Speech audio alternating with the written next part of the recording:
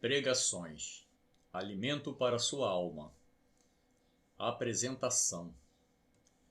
Pregações, alimento para sua alma, como o próprio nome sugere, tem alimentado muitos corações.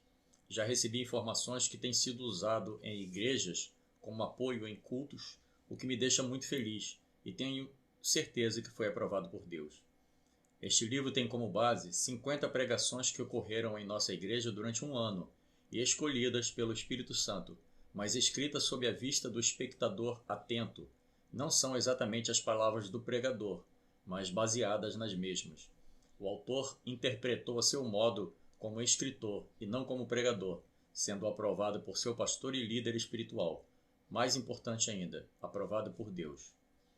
Detalhe importante, estas pregações aconteceram no período de um ano exatos, como era o desejo que o Espírito Santo havia colocado em meu coração. O autor deseja que este livro seja um complemento ajudador para suas reflexões, pois veio do coração de Deus para o seu coração. Uma pregação nada mais é que uma mensagem vinda do coração de Deus para a orientação de seu povo, com um aviso ou alerta, e explanada com mais detalhes e algumas vezes com comparações do cotidiano, assim como fazia Yahushua HaMashiach, Jesus, o Messias, para se fazer entender, que usava parábolas. Muitos ouviam, mas só recebia aquele ou aqueles a quem Deus direcionava a mensagem. Pois algumas vezes ele dizia: quem tem ouvidos, ouça o que o Espírito diz às igrejas. Neste caso, igreja era o portador da mensagem. O assunto a ser tratado deve ser bem compreendido pelo portador da mensagem, para ser bem explicado ao povo. Não precisa o pregador ser uma pessoa instruída didaticamente, pois se é do coração de Deus, só vai entender o coração que estiver inclinado a receber as coisas vindas de Deus, e aquele a quem Deus deseja que entenda. E não é com belas palavras, e sim com amor e dedicação que se consegue transmitir o que Deus quer falar com sua igreja. Introdução. Para se entender o porquê Deus se preocupa tanto com nossa caminhada nesta terra, precisamos entender a importante missão que temos na mesma. É claro que Deus nos criou para vivermos na terra.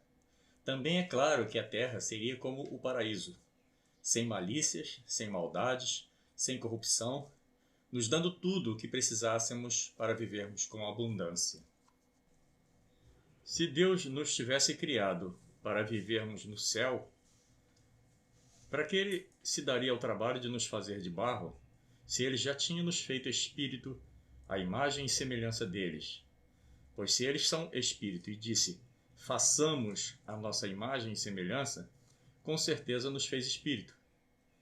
Mas ele precisava de jardineiros para cuidar de seu jardim aqui na terra, no Éden, entre os rios Tigre e Eufrates. Veja que o Éden tem até endereço. E para executar essa tarefa, fez um homem de barro, e após lhe dar vida e o transformar em ser vivente, colocou o espírito que havia feito lá no céu no homem de barro, para que ele pudesse ter sabedoria e discernimento das coisas que lhe fossem sendo apresentadas no seu dia a dia. Pois como alma vivente, Gênesis 1 e 2, seríamos como os animais. Agiríamos por impulso, realizando somente o básico para sobreviver, sem raciocinar com lógica. Mas Deus queria um homem com capacidade de raciocínio e com inteligência, e que adquirisse sabedoria, porque com certeza, aos poucos, Deus iria dar oportunidades e criaria situações para que o homem pudesse fazer as melhorias necessárias para uma vida abundante, e para que, tendo um espírito, pudesse se comunicar com ele. Pois como zeloso que era, e é, e sempre será, Deus toda tarde vinha visitar o homem que fizera para cuidar de seu jardim. Tinha Deus prazer nisso. Pois Deus havia expulsado Lúcifer do céu. Deus achou iniquidade nele e o expulsou do meio deles para não contaminar outros anjos. E ele foi jogado no abismo das trevas do universo e foi parar na terra recém-criada por Deus. E para ódio de Lúcifer, Deus ainda criou um homem de barro com espírito eterno para cuidar daquilo que ele achava que seria sua função, caso ainda estivesse vivendo no céu. Por isso, tanto ódio do homem. Deus pensava em continuar visitando a terra, pois tendo criado um ser terreno, seria mais fácil transformar a terra em um lugar onde tanto os homens como Deus pudessem usufruir da beleza da criação. No passado, tanto Deus quanto os anjos vinham constantemente à terra, A Bíblia está repleta de passagens em que se vê isso, quer dizer, estar na terra era um desejo de Deus. O próprio Yahushua, Jesus, depois de ressuscitado, esteve na terra como Espírito ressurreto por 40 dias e mais de 500 pessoas o viram testificando e confirmando a palavra. Quer dizer, carne não pode viver do céu, mas espírito pode viver na terra. Se ao menos fizéssemos como os antigos faziam, com certeza viveríamos muito mais e melhor, pois mesmo sendo a terra contaminada, o povo da época de Adão até Noé viviam centenas de anos. E as doenças não os matavam, simplesmente porque não havia doenças. As doenças vieram com os experimentos químicos dos homens, incentivados por Satanás para haver domínio de homem sobre homem. É claro que Deus sempre teve a solução para o homem viver bem, sem doenças e com o remédio da cura ao nosso alcance. Deixou uma orientação, através de sua palavra, no livro de 2 Crônicas 7,14, que diz o seguinte: se o meu povo que se chama pelo meu nome, hoje cristão, se humilhar, orar e me buscar, e se converter dos seus maus caminhos, então eu ouvirei dos céus, perdoarei os seus pecados e sararei a sua terra. Considero que hoje este é o recado mais importante de Deus para seu povo, ou os que se chamam pelo seu nome. Indiferentemente de religião, a convocação é para todos. Se humilhar. Considero que se humilhar é se colocar diante de Deus, despido de toda maldade e dolo. Isso significa que devemos entrar em nosso quarto, fechar a porta e, em secreto, confessar tudo aquilo que vai de encontro à palavra de Deus, que fazemos escondidos e que não nos importamos, pois ninguém está vendo.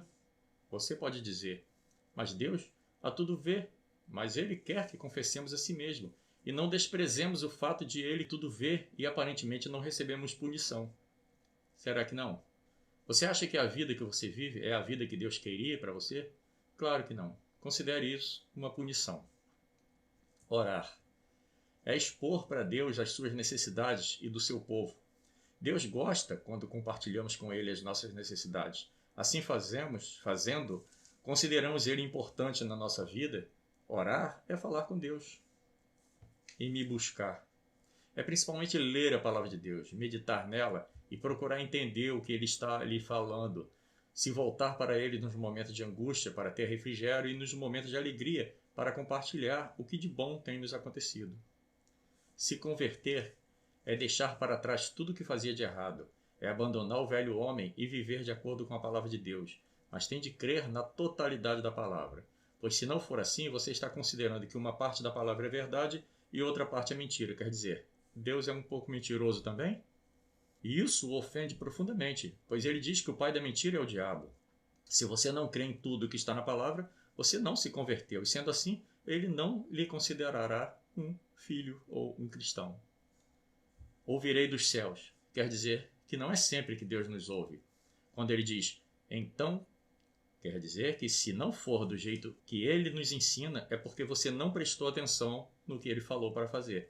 Ele também não tem que lhe ouvir. Há condição para Deus lhe atender em algo que desejas. Perdoarei os seus pecados. Se você fizer o que ele manda, é porque você deu valor ao seu ensinamento. Então, ele é justo e perdoa os seus pecados. Sararei a sua terra. Se seus pecados foram perdoados, é porque você está fazendo a vontade dele. E sendo assim, todo lugar onde você colocar a planta do pé se torna abençoado e tudo dá certo ali. Tudo prospera e não há doença que se aproxime. Capítulo 1. O altar de Elias. Uma particularidade tem de ser observada. Nosso pastor-presidente, através da palavra de Deus, no livro de Reis, onde Elias desafia os profetas de Baal, coloca no altar 12 pedras para a sustentação do mesmo. As pedras representam as pessoas. Cada crente em particular é uma pedra no altar de Deus. Se levarmos em conta que a reunião de salvos forma um altar de adoração, cada crente deve se sentir e se comportar como uma pedra no altar de Deus. Vós também, como pedras vivas, sois edificados casa espiritual e sacerdócio santo para oferecer sacrifícios espirituais agradáveis a Deus por Yahushua, Jesus. 1 Pedro 2,5. Se considerarmos que cada um de nós devemos erguer um altar sobre o qual devemos apresentar a Deus nosso sacrifício de louvor, Romanos 12, Rogo-vos, pois, irmãos, pela compaixão de Deus, que apresentei os vossos corpos em sacrifício vivo, santo e agradável a Deus, que é o vosso culto racional. Capítulo 2. Perder para seguir. Culto de domingo do mês de julho de 2016. A igreja promove um congresso e a expectativa é muito grande. Os preparativos tomam conta de todos e cada um designado para uma função. Os convites já foram enviados e a igreja já está pronta. O dono da festa e principal convidado, Yahushua HaMashiach, Jesus, o Messias, já está no lugar de honra, aguardando os que lhe darão honra.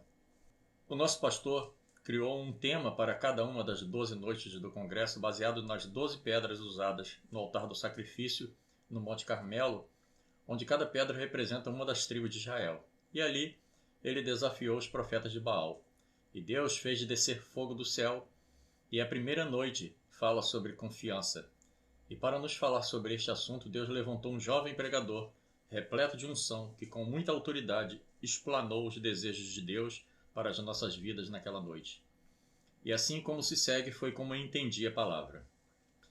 Quando você pensa que tudo está seguindo um rumo comum, sem nada demais acontecendo, é onde nos enganamos. Deus, na sua infinita sabedoria, continua agindo, mesmo quando tudo está como uma brisa, sem nada aparentemente se movimentar.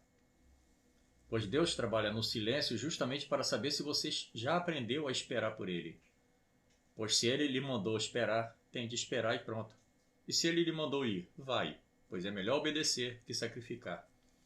Claro é que não se pode confundir esperar com descaso, pois tem pessoas que se aproveitam da palavra e cruzam os braços. Claro é que não devemos ir sem antes traçar uma estratégia para que as coisas deem certo e não nos cause sofrimentos. Mas antes, devemos apresentar a Deus tudo o que temos em mente, pois muitas vezes Ele permite algo só para satisfazer o desejo do seu coração, mas deixa claro que não é esse o plano dele. E na hora certa, o que Ele quer é que vai ser feito. E até um desemprego ou uma doença, ou mesmo a perda de algo ou alguém, é necessário para que o que Ele planejou para você se cumpra. O pregador do primeiro dia do congresso, onde escrevi esse livro, falou sobre a separação que foi preciso fazer entre Abrão e Ló, no livro de Gênesis 12. Apesar de Deus ter falado para Abrão deixar sua parentela e seguir com sua família, mas, contrariando o que Deus lhe falou, ele levou um sobrinho, que dá para compreender, pois ele praticamente criou esse sobrinho. Mas era parente, e não família. Mas mesmo assim o coração dele se inclinava para Ló, seu sobrinho, e o levou, pois achava que não teria nada a ver. Algumas vezes, Deus quer fazer muitas coisas por você, mas você não se desvencilhou do seu Ló, e fica carregando um Ló que não está nos planos de Deus para você e atrás aquilo que Deus tem para a sua vida. Mas no momento em que você percebe que sem Ló você sempre foi bem e volta a andar com Ló e tudo dá errado novamente, deixa esse Ló e vai para a terra que lhe darei. E parecia que tudo ia seguir um caminho tranquilo, e durante muitos anos não teve nenhum problema. Mas Ló estava esperando uma oportunidade para mostrar seu real caráter, pois infelizmente Ló tinha maldade no coração. E ambos enriqueceram a tal ponto que já não dava para os dois viverem na mesma terra, pois suas posses eram tão grandes que a terra passou a ser pequena e tiveram que se separar, e o que estava no coração de seu sobrinho veio à tona na hora da divisão, pois Ló decidiu ficar com as terras férteis e deixou para seu tio, que tanto fez por ele, as montanhas áridas e pedregosas, deixando claro que queria que seu tio parasse de prosperar e assim ele se tornaria o mais rico da região. Muitas vezes o seu Ló só fica a seu lado para ter a sua companhia, mas está esperando o tempo passar e torcendo para quando você partir, o seu Ló, que tanto atrapalhou seu caminho, fica com tudo que é seu e segue outro caminho. O incrível em Deus é seu amor por nós, que chamamos pelo seu nome, a paciência que tem conosco. Isso faz com que o amamos mais ainda, pois como Ele sabe das nossas fraquezas e sonda os nossos corações, é o único capaz de saber o que se passa conosco, pois seu desejo é que estivéssemos todos com Ele, mas também quer que outros se salvem e para isso tem de manter os salvos entre os perdidos, para que este traga aquele para a salvação. Isso que estou escrevendo é uma forma de entender as nossas atitudes quando não conseguimos esperar por ele. Pois o apóstolo Paulo já dizia: o que quero, não faço, mas o que não quero está sempre diante de mim. E Paulo não se perdeu por causa disso. Creio que pensava assim para não fugir muito de seu foco principal, falar da salvação aos perdidos, mesmo atrapalhando os planos que Deus tinha para ele. Abrão seguiu com seu coração puro e continuou prosperando mesmo em meio às pedras daquele lugar. E Ló, que não tinha pureza de coração, todos sabem o que aconteceu com ele. Acabou em uma caverna e através dele surgiu mais uma geração de pessoas problema, pois foi pai de seus próprios netos. E através dele nasceu 2 povos, os amonitas e os moabitas, que se tornariam uma pedra de tropeço na vida dos filhos de Israel. Já Abrão viu do alto de suas montanhas a destruição da riqueza de seu sobrinho. E mesmo sendo mau o seu parente, ele tentou de tudo para salvar aquele povo. Mas Deus mais uma vez agradou a Abrão e deixou Ló e suas filhas saírem da cidade antes da destruição. Sinceramente, se Ló tivesse perecido, o mundo hoje estaria melhor. Mas esse povo tem de existir, pois sem eles, Deus não pode avaliar sua capacidade de obedecê-lo. Pois é nas adversidades que Deus pode nos provar, e sem os Lós da vida, como pode fazer prova? Pois acredito que esse povo perverso que hoje existe é descendente desse povo que foi gerado fora dos planos de Deus. Capítulo 3. Yahushua, Jesus, no Getsemane. Segunda noite, e foi mais uma vez impactante, com o tema ousadia. E através de um homem de Deus, um pregador experiente na palavra e cheio de unção, nos traz uma palavra abençoada, uma palavra de alerta para quem comete um deslize consciente, achando que não terá problemas. Pois Deus é misericordioso e não levará em conta um deslize tão simples diante de vários comportamentos corretos que vem fazendo na sua vida cristã. Às vezes, você considera normal algo extremamente grave, só que a palavra de Deus é clara, não há pecadinho ou pecadão. Pecado é pecado e não tem tamanho, tanto faz um como o outro. No Monte das Oliveiras, Yahushua, Jesus, pediu para os apóstolos vigiarem enquanto ele orava. E depois de fazer a sua primeira oração, que era em secreto, pois o que ele queria falar com o Pai não podia ser presenciado por seus discípulos, pois na verdade, como homem, ele desejaria que fosse passado dele aquele sacrifício, pois era demasiado difícil. Mas também deixou claro para seu Pai que não era a vontade dele que contava, e sim a do Pai. Para um líder, esse tipo de oração tem que ser em secreto, pois se um homem comum ouvir uma declaração dessas, vai cogitar a possibilidade de ele estar com dúvidas se o que está prestes a fazer é o certo. Isso nos leva a entender o porquê Yahushua, Jesus, fala que devemos orar em secreto, pois orando em secreto o Pai também nos responde em secreto, pois tem coisas que é assunto entre nós e o Pai, não tem de ter testemunha. É assunto íntimo e pessoal, quer dizer, o Monte das Oliveiras foi o quarto que Yahushua, Jesus, escolheu para falar do seu medo com o Pai. A palavra nos fala que ele estava em total pavor e a sua agonia o fazia suar sangue. Seu espírito estava muito angustiado, pois devemos levar em conta que até aquele momento Yahushua, Jesus, era somente um homem, temente e obediente a Deus, que cumpriu todos os seus decretos, leis, estatutos, mandamentos e testemunhos. Ele ainda não tinha capacidade de sentir como espírito que se tornaria após sua morte e ser ressuscitado, pois como homem sentia dor e medo. Ele estava reagindo exatamente como nós, quando sabemos que vamos morrer. Se conhecêssemos o que virá depois, com certeza não temeríamos a morte. No caso de Yahushua, Jesus, ele sabia o que viria depois de ressuscitar, mas durante a morte era novidade até para ele, pois era morte de homem, e por isso sofria tanto. E terminado a sua oração, resolveu ir ver como estavam seus vigias, e os encontrou dormindo. E após chamar a atenção deles, deixou uma palavra para que eles refletissem. Disse: vigiai e orai, pois o espírito está pronto, mas a carne é fraca. Quando Yahushua, Jesus, fala isso, ele está falando exatamente dele, pois tinha o Espírito de Deus, que é forte, mas carne de homem, sujeita a todo tipo de tentação. Muitas vezes não vigiamos e quando vamos nos dar conta, o mal já está feito. E aí ficamos angustiados, temendo ter jogado por terra tudo o que vínhamos fazendo para agradar a Deus, por causa de um deslize à toa.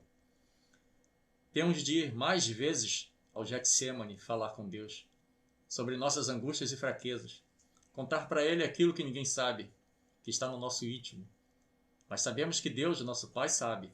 Só que Ele quer que falemos para Ele, pois se formos capazes de nos abrir com Ele e contar tudo, significa que confiamos nele e esperamos seu perdão e sua compreensão de que somos fracos e carecemos de seu apoio para seguir sem errar. Não podemos achar que vai passar em branco, pois não vai mesmo, pois nessa vida nada há encoberto que não seja revelado. Tudo está diante dele, e só um pedido sincero de perdão pode anular o que, se ficar escondido, pode lhe levar à perdição. Às vezes, nosso Getsemane é somente para expor ao Pai uma angústia que aperta nosso peito a ponto de tirar nossa paz. Outras vezes é porque o pecado que cometemos é difícil de carregar e precisamos desabafar e pedir perdão. Nesse momento, só tem de haver no Getsemane você e o Pai. Ninguém mais pode ouvir, pois com o Pai seu segredo está seguro. Por isso, coloca entre ele e nós o seu Filho, Yahushua HaMashiach Netzarim, Jesus Cristo de Nazaré, que é nosso advogado para nos defender quando o aceitamos como nosso Salvador, pois o sacrifício da cruz deu a ele o poder de interceder por nós diante do maior juiz de todos. Mas se você colocar alguém mais para levar ao Pai seus pecados ocultos, em primeiro lugar, esse alguém não vai conseguir, pois a palavra diz que cada um dará contas de si mesmo a Deus. E esse alguém que você entregou a responsabilidade de interceder por você pode cair em tentação e usar contra você a sua fraqueza. Quem tem ouvidos, ouça e entenda o que o Espírito está dizendo. Capítulo 4. O perseguidor e o perseguido. Terceira noite do Congresso com o tema Fé. Mais uma vez impactante, como disse o pastor. Algo assim surpreendente. Como a atitude dos apóstolos foi tão bem explanada, como nesse terceiro dia de ensino da palavra através de grandes pregações por grandes pregadores. Homem de Deus, ungido para nos falar que os perseguidores só aparecem quando algo está acontecendo de anormal, que tira o sossego dos poderosos e começa a incomodar. Yahushua, Jesus, estava somente pensando naquele povo que, como o povo de hoje, está sempre sendo subjugado por líderes mal intencionados que pensam somente em se beneficiar e tiram do povo o básico e os obrigam a se esforçarem mais do que o limite de uma vida normal. E assim, sempre surge um nome em que todos possam depositar suas esperanças. Esse nome começou a ganhar notoriedade através da boca do povo e, claro, chegou aos ouvidos dos poderosos que oprimiam esse mesmo povo. E isso era muito grave, pois esse homem que agora ganhava repercussão entre aquele povo e que estava acordando os sentidos deles a respeito de estarem aceitando o domínio do mal em suas vidas, aceitando serem manipulados por aqueles líderes desonestos e idólatras, estaria também correndo sério risco de vida. Claro é que a intenção daquele homem era diferente da intenção do povo, que por sua vez era também diferente do entendimento dos poderosos.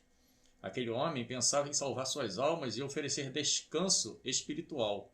O povo pensava em um líder guerreiro que pudesse destruir os romanos que lhes oprimiam. Os poderosos corruptos pensavam que aquele homem abriria os olhos do povo em relação aos seus desmandos e provocasse uma rebelião.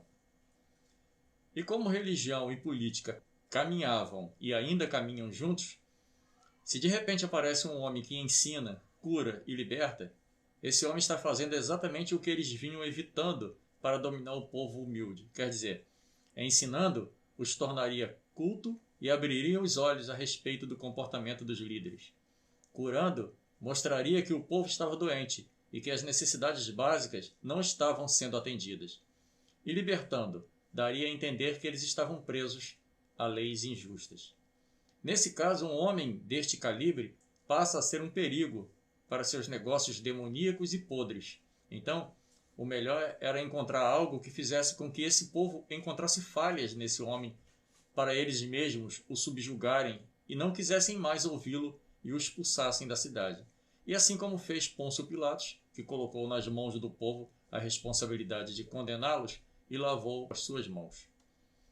Mas mesmo depois de conseguirem os seus malignos intentos, depois de tê-lo matado, os efeitos de 3 anos falando sobre libertação, ensinando e curando, as suas palavras ficaram em suas mentes. E outros, como um grupo de discípulos, continuaram a falar as mesmas palavras daquele que foi morto. E o povo se arrependeu amargamente de ter dado ouvidos e aceitado fazer o jogo daqueles malditos líderes e ter permitido a morte de um homem que só queria ajudá-los. Mas sua voz continuava ecoando em todos os lugares, e o único meio de parar com aquilo seria perseguindo e matando aqueles homens que teimavam em continuar com aquela prática que estava tumultuando o povo e estava inquietando os líderes. E agora o povo ficou acuado, pois se estivesse com aqueles homens, eram mortos com eles. E aquele homem que surgiu com esse novo caminho estava morto. Ouviram dizer que ele voltara à vida, mas claro que muitos não acreditavam nisso, apesar de ter vários testemunhos dessa suposta ressurreição. Eles não sabiam o que fazer. Mas ouviram falar que ele voltará e, através dos seus discípulos, tinha deixado uma ordem que se espalhasse por toda a Judéia, Samaria e até os confins da terra, a sua ideologia de salvação e tudo o que acontecera com ele e a sua ressurreição, e que deveriam falar das boas novas para que todo aquele que cresce e fosse batizado seria salvo. E mesmo sendo perseguidos e mortos, a mensagem continuava avançando e chegando da além fronteiras, e os perseguidores continuavam colocando-os em arenas para se divertirem às custas de suas vidas, e os penduraram e os apedrejaram, assim como fizeram com Estevão, que dava testemunho de Yahushua HaMashiach, Jesus, o Messias, ressurreto. Mesmo sendo apedrejado, pedia a Deus que os perdoassem, pois eles não eram os culpados, e sim aqueles que queriam subjugá-los. E o céu se abriu e viu o mesmo Yahushua, Jesus, que havia morrido, estava ali, junto de Deus, ao seu lado direito, na glória. Ao falar o que estava vendo, todos ficaram atônitos e pensativos, pois já ouvira com certeza essa mesma narrativa entre os que iam sendo mortos e partiam felizes, como agora estava acontecendo com Estevão, que morria feliz e foi recebido na glória. E ali estava comandando o apedrejamento aquele que seria o maior perseguidor da Igreja de Cristo em todos os tempos, o arrogante Saulo de Tarso, que com sua ideologia judaica do Antigo Testamento já adulterado pelos superiores, de que aquelas pessoas estavam blasfemando contra Deus, desejava acabar com aquele pensamento a todo custo, nem que para isso apedrejassem todos os que continuassem a falar sobre o assunto. Mas, depois de um encontro com aquele que só conhecia de ouvir falar, passou a ser o maior mensageiro de uma palavra que até então tentara evitar que chegasse aos ouvidos do povo. A quem é muito dado, muito também é exigido. Não importa o que façam, a palavra de Deus vai continuar ecoando nos ouvidos daqueles que querem subjugar o povo, transformando-os em instrumentos de seu bel prazer. Uma mentira pode ser dita muitas vezes e ter o sentido de uma verdade, mas nunca deixará de ser uma mentira, e um dia será desmascarada. Capítulo 5. Intimidade com Deus. Quarta noite deste maravilhoso congresso. Mais uma vez algo anormal. Muita unção, muito louvor com o tema intimidade e uma palavra impactante trazida por mais um grande pregador da palavra. Homem de Deus com autoridade, nos levando a reavaliar nosso comportamento como servos e amigos do Senhor. Yahushua, Jesus. Inclusive, eu posso dizer que sou um privilegiado por estar presente e poder incluir no meu livro as experiências vividas a cada um dos 13 dias de festa. Intimidade, palavra-chave da pregação desta noite. Creio que é a palavra mais forte do âmago do ser humano. Quando se tem intimidade, pode-se quase tudo, pois as portas sempre estão abertas para os íntimos. Em uma casa, só se abre a geladeira ou os armários se o indivíduo for muito íntimo. Entre um casal cristão, certas intimidades só devem acontecer depois de casados, pois tem coisas que nem pai nem mãe sabem, mas o marido ou a esposa passam a ter acesso a um detalhe que ninguém nunca soube. Mas intimidade tem de ser conquistada a cada dia, pois se ficar um tempo sem contato, começam a ser privados de alguns acontecimentos e ambos começam a evitar uma ampla intimidade. E se alongar esse tempo, ambos perdem contato e já não sabem mais como proceder diante do outro. Nesse caso, tem de começar tudo novamente: amizade, namoro e casamento, para ter novamente a intimidade de outros tempos. Assim é com Deus: muito contato, muita intimidade; pouco contato, pouca intimidade; nenhum contato, nenhuma intimidade. Quando estamos no mundo, falamos com Deus somente quando estamos em apuros, pois temos em nossa mente que Deus não nega ajuda a quem quer que seja. Quando aceitamos a Yahushua, Jesus, como Senhor de nossas vidas e a entregamos a Ele, começamos a entender que precisamos nos abrir com Ele e contar todas as nossas tendências, nossas falhas de caráter e nossa mais íntima deficiência ou desejo. Passamos a confiar, pois Ele nos deixou entrar onde Ele estava e disse que estava esperando só uma oportunidade para recebê-lo como amigo íntimo. Pois passamos a conversar sobre tudo e tudo era de comum acordo, coisas de amigo de verdade. Quando o dia era muito corrido e dormíamos sem falar com ele, acordávamos com uma sensação de perda.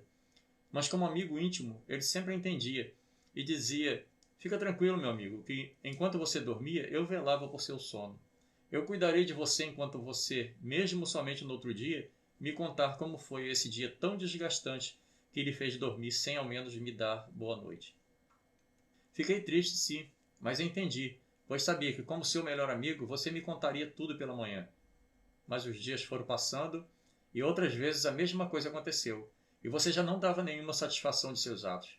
Eu olhava para você e tinha esperança de que tudo voltaria ao normal, em breve, mas não foi assim. E comecei a me preocupar com você, pois estava indo para muito longe de mim, e tem lugares que não posso ir, pois é lugar íntimo, e só se eu for convidado entro, pois considero que se você não convida, é porque não me quer lá. Mas a minha amizade por você nunca vai terminar, mesmo que eu não seja mais considerado seu amigo íntimo. Fico sempre no aguardo de um dia você me procurar. Estou muito triste com isso, mas sou paciente e longânimo e vou continuar mandando recados para você me procurar, pois tenho medo de você não se dar conta que estou ficando longe demais e você não mais queira me procurar e seja tragado por esse novo amigo. Bem, um amigo íntimo adquire as qualidades e dons e gestos e manias e poderes do outro. Se seu amigo é Deus, Yahushua HaMashiach, Jesus, o Messias, e o Espírito Santo, você se torna um super pai, super filho, super mãe, super filha, super amigo, a ponto de ter tanto poder que o mar se abre apenas com um toque seu. Águas saem de pedras, o sol retrocede, o dia para, o fogo não lhe queima, o leão se torna um gatinho, um gigante tomba com uma só pedrada. Com uma ordem sua, soldados ficam cegos, ferro flutua, doença vai embora, a morte é anulada, o inimigo bate em retirada. Assim é com um homem que tem como amigo íntimo esse trio celestial. Assim foi com todos os grandes homens da história do povo de Deus. Intimidade com Deus. E isso só se consegue com muito papo e confiança. Quer dizer, conversando é que se entende, contando intimidade para o melhor amigo, mantendo o relacionamento mais íntimo possível, contando tudo, não omitindo nada, com total transparência. Assim como acontece com o casal que passam a ser uma só carne, e tudo que uma sentir, a outra sente. O que faz um feliz tem de ser apoiado pelo outro. Quando um estiver entendendo errado e correndo riscos, o outro deve avisar e insistir sem magoar, quando não der ouvidos. Assim é a intimidade com Deus. Ele, por ser o Senhor de todas as coisas e ser onisciente, onipresente e ter domínio sobre todas as coisas, sempre sabe o que se passou, o que se passa, o que se passará. Assim sendo, somos os mais felizes dos homens, tendo como amigo o Criador de todas as coisas em todos os tempos, não se limitando a épocas ou tempos e ainda por cima, querendo ver o nosso bem. Capítulo 6. Evangelho de Aparências. Quinta noite do congresso mais impactante que já participei, com o tema Perseverança. Um acontecimento sem igual. Muita unção e palavra de Deus. Evangelho genuíno, não um evangelho de aparências, como foi colocado pela pregadora da noite, uma jovem abençoada que vive de acordo com o que deseja o coração de Deus. Hoje, o evangelho está mercadejando a palavra em benefício de bênçãos. Tem aqueles que desejam cura e libertação. É aceitável, pois se o corpo está mal ou aprisionado, a palavra realmente tem de ser buscada para esse fim. Mas a maioria do povo está mais interessada em prosperidade. E não é assim que funciona. Um servo de Deus é e será sempre próspero, pois nunca Deus deixará faltar o seu sustento e com certeza suprirá todas as suas necessidades. Quando Yahushua, Jesus, estava entre nós, milhares o acompanhavam onde ia passando, pois assim como nos dias de hoje, o povo sofria com os desmandos dos governos e queriam a todo custo solução para seus problemas pessoais e corriam atrás de todo aquele que se propunha a resolvê-los. Não estavam interessados em suas palavras, estavam ali esperando uma chance para adquirir algum benefício através daquele que se apresentava como Salvador.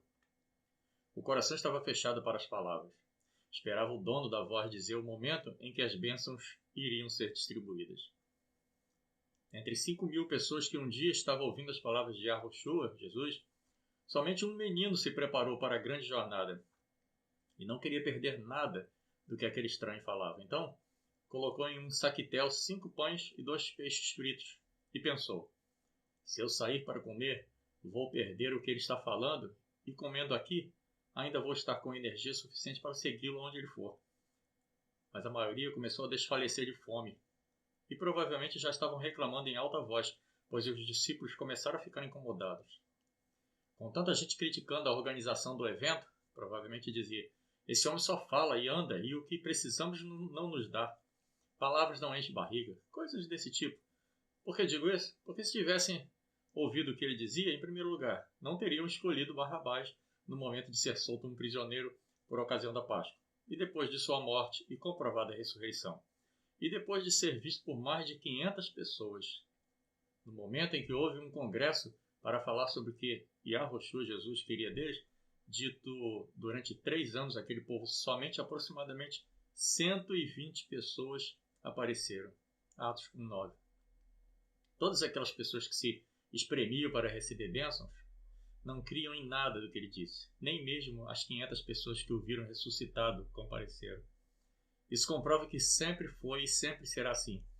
O povo só quer saber do dia de hoje e faz qualquer coisa para ser bem-sucedido hoje. E que se dane o amanhã. A eternidade, então, é que nem dão ouvidos. Por isso, é que Yahushua, Jesus, sempre fala sobre a porta ser estreita, pois ele sabe que poucos vão entrar por ela.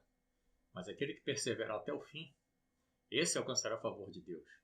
Hoje, todos continuam do mesmo jeito. Me veio à mente uma palavra que diz: 1.000 cairão ao teu lado e 10.000 à tua direita, mas tu não serás atingido. Se formos olhar essa mensagem ao pé da letra, temos uma proporção de 11.000 para 1. Ou seja, para cada grupo de 11.000, somente um se salvará. Ou seja, a minoria absoluta. Por isso, a porta tem de ser estreita. Capítulo 7. Determinação de um cego. Quando pensamos que o culto do dia anterior tenha sido maravilhoso e achamos que já tinha chegado ao auge do congresso, o culto de hoje, a sexta noite do congresso que já estava marcando época na memória da igreja, com o tema determinação, foi além do que se podia imaginar. O pregador da noite nos leva a avaliar se estamos sendo determinados quanto ao nosso desejo de confiar no Senhor.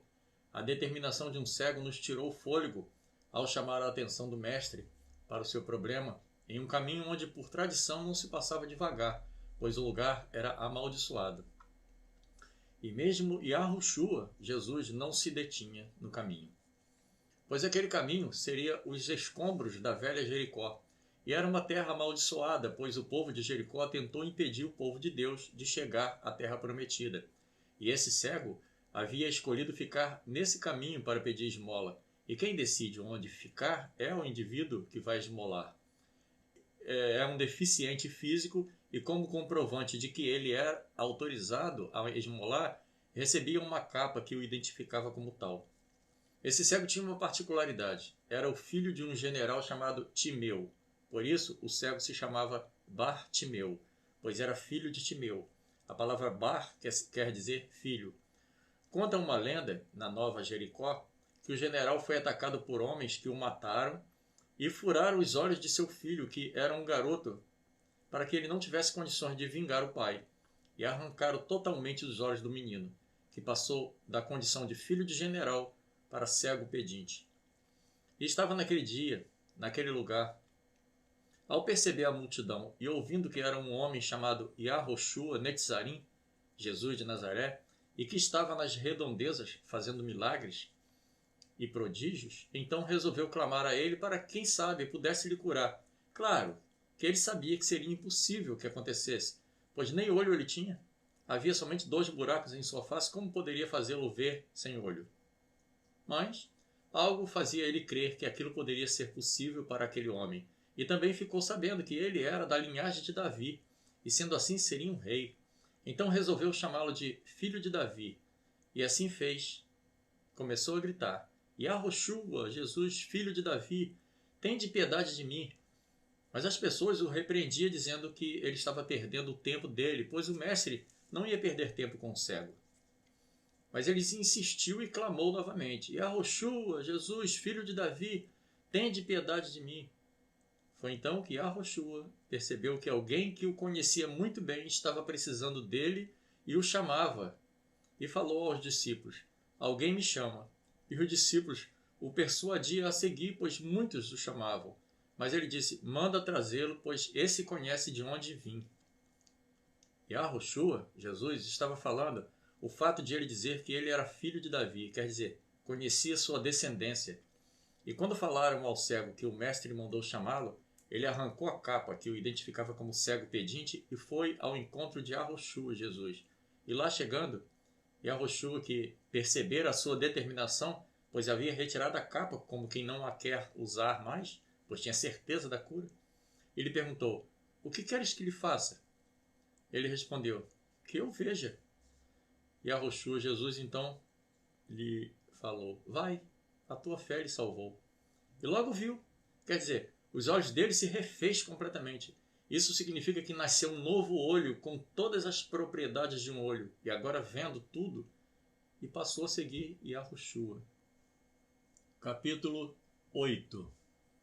Discernimento. 7ª noite do congresso que o povo daquela cidade jamais vai esquecer, com o tema discernimento. A palavra em Marcos 2, pregado por um homem de Deus, homem experiente na palavra e muito ungido, nos fala sobre o paralítico de Cafarnaum, cidade que passou a ser a base do evangelho de Cristo no lugar de Nazaré, que era a cidade natal de Yahoshua, Jesus. Quando você não dá valor àquilo que lhe é entregue, achando que não é aquilo que desejava ou que não está à altura de sua capacidade, você pode estar deixando sair de sua vida o que de melhor poderia lhe ter acontecido. Yahoshua de Netzarim, Jesus de Nazaré, foi Yahoshua de Jesus de todos os lugares, menos de Netzarim, Nazaré. E Cafarnaum foi quem recebeu o Filho do Homem e foi agraciada com muitos milagres e prodígios, entre eles o paralítico que foi colocado em sua presença pelo telhado. E imagina como deve ter sido impressionante aquela situação. Acho que um amigo ouviu falar que Yahoshua, Jesus, estava em casa depois de sua jornada pelas redondezas, pregando a palavra e curando enfermos. E sabendo que um de seus amigos estava paralítico, entrevado em uma cama, se ofereceu para levá-lo à presença de Yahoshua. Mas claro que não seria assim tão simples. Em primeiro lugar, o doente deve ter falado da dificuldade de se locomover. Mas quando se tem um amigo de verdade, não tem dificuldades que o impeça de ajudar a um amigo. E disse: Levamos você com cama e tudo. Então chamou mais 3 amigos e colocaram a cama do enfermo nos ombros e caminharam pelas ruas, chamando a atenção de todos que viam aquela cena inusitada. E perguntavam: Onde vai com esse paralítico deitado em sua cama? E responderam: Soubemos que Yahoshua de Netzarim, Jesus de Nazaré, está em casa e resolvemos levar nosso amigo até ele para que possa curá-lo. E a romaria aumentou consideravelmente. E chegando lá, perceberam que seria impossível entrar com seu amigo naquele lugar. Mas alguém percebeu que se todos ajudassem, poderiam entrar pelo telhado. Imagina a cabeça daquele doente. Devia estar pensando: vão acabar me matando, ao invés de me curarem. Mas o absurdo estava para acontecer. Eles tiraram algumas telhas da casa de Yahushua, de Jesus, e não se incomodaram se o dono da casa estava de acordo ou não, e introduziram o paralítico lá dentro. Mas na verdade tudo isso estava acontecendo porque lá dentro estava junto com muitos que vieram ouvir Yahushua, Jesus, os escribas, que eram os copistas, que, como o nome diz, copiam tudo o que ouvem, mas nesse caso para condenar alguém, e na verdade esperavam só um deslize de Yahushua, Jesus, para condená-lo, pois estavam a serviço dos maiorais do governo para pegar Yahushua em alguma falha. E nessas ocasiões se infiltravam no meio do povo para fazerem seu trabalho sem serem notados. E assim era também naquela ocasião.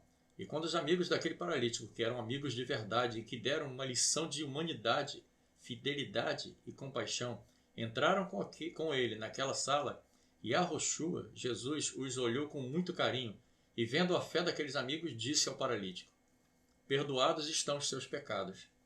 E foi nessa hora que os escribas começaram a arrazoar em seus pensamentos aquela situação e pensavam: quem ele pensa que é para perdoar pecados? Pois só Deus pode perdoar. Está certamente blasfemando. Mas Yahushua, Jesus, interpelou os seus pensamentos e disse: por que arrazoais em seus pensamentos a respeito de eu perdoar pecados? Pois lhes pergunto: o que é mais fácil dizer, perdoados estão os seus pecados, ou toma o teu leito e anda? Pois se digo perdoados estão os seus pecados, não terei responsabilidade nenhuma com esse paralítico, pois ele saiu daqui com os pecados perdoados. Mas para provar que o Filho do Homem é Deus na terra, digo: levanta, pega o teu leito e vai para sua casa. E assim foi feito. E aquele paralítico saiu carregando seu leito e seus amigos comemorando com ele, e os escribas ficaram com cara de idiotas. Quer dizer, Yahushua, Jesus, matou 2 coelhos com uma só cajadada. Curou o amigo daqueles 4 e ainda desmascarou os escribas. Creio, inclusive, que depois os amigos do paralítico voltou lá e consertou o telhado da casa de Yahushua, Jesus. Capítulo 9. A sabedoria do rei Uzias. 8ª noite do congresso, e o povo não arredava o pé. E mais uma vez foi uma grande bênção, com o tema sabedoria. Palavra pregada por mais um dos tantos grandes pregadores que passaram por aqui nestas 7 noites anteriores. Homem tão ungido quanto os outros, nos trouxe uma palavra sobre o rei Uzias, que, iniciando o seu reinado aos 16 anos, apesar de muito jovem, agiu com muita sabedoria e fez o que era reto diante de Deus, assim como fizera seu pai Amazias. E durante 55 anos reinou em Jerusalém, pois foi um reino dado a ele por Deus, e quando Deus lhe dá algo, ninguém de fora tira, somente você. Nem o próprio Deus lhe tira, pois sua palavra não volta atrás. Se você perdeu, é porque não soube administrar o que lhe foi dado. Assim, infelizmente, aconteceu com o rei que um dia achou que era grande o suficiente e não precisava de mais ninguém, que poderia cuidar sozinho de tudo, pois era o rei e, como tal, era suficiente. Mas, por querer tomar a posição dos sacerdotes e queimar incenso no altar, que era obrigação dos sacerdotes e não do rei, Deus o condenou a ser leproso até os seus últimos dias, e foi separado, e não mais vivia com seus súditos, e morreu. Tem pessoas que pedem uma coisa a Deus e, quando recebe, esquece de todas as outras coisas que possui, e se dedica exclusivamente a essa nova aquisição, achando que não precisa de mais nada, quando na verdade você deveria juntar o que você tinha com o que você ganhou. Por exemplo, Uzias recebeu um reino, mas não descartou sua mãe e nem os ensinamentos que receberam de seu pai, e principalmente a presença de Deus e suas orientações para administrar o reino. Apesar de uma única vez deixou a soberba lhe dominar, o que lhe custou a liberdade e a vida, pois tem pessoas que trocam a bênção que já possui por um prato de lentilhas. Devemos ter em mente que bênção é para somar e não dividir. Se divide, é porque não é de Deus, ou não foi devidamente entendido. Deus não é de confusão, Deus é de paz e harmonia. Se trouxe confusão, descarta, pois Deus não está nesse negócio. Em um casamento, onde tudo indica que foi Deus quem providenciou, e, no entanto, ao invés de se casarem, vão morar juntos, com certeza ou não é de Deus ou não deram ouvidos às entrelinhas da palavra de Deus. Aquela que não está literalmente escrita, mas o profeta diz com suas palavras, e Deus diz: quem tem ouvidos, ouça. Moram juntos e meses depois brigam e se separam. Com certeza está claro que algo está errado, pois já é um alerta para voltarem-se para a palavra e verificarem onde estão errando. Quando digo que o profeta fala nas entrelinhas, significa que devemos ouvir os profetas, mas de preferência o profeta da sua igreja, pois é um profeta confiável e não tem interesse em arrebanhar você para seu aprisco, pois você já pertence ao mesmo aprisco que ele.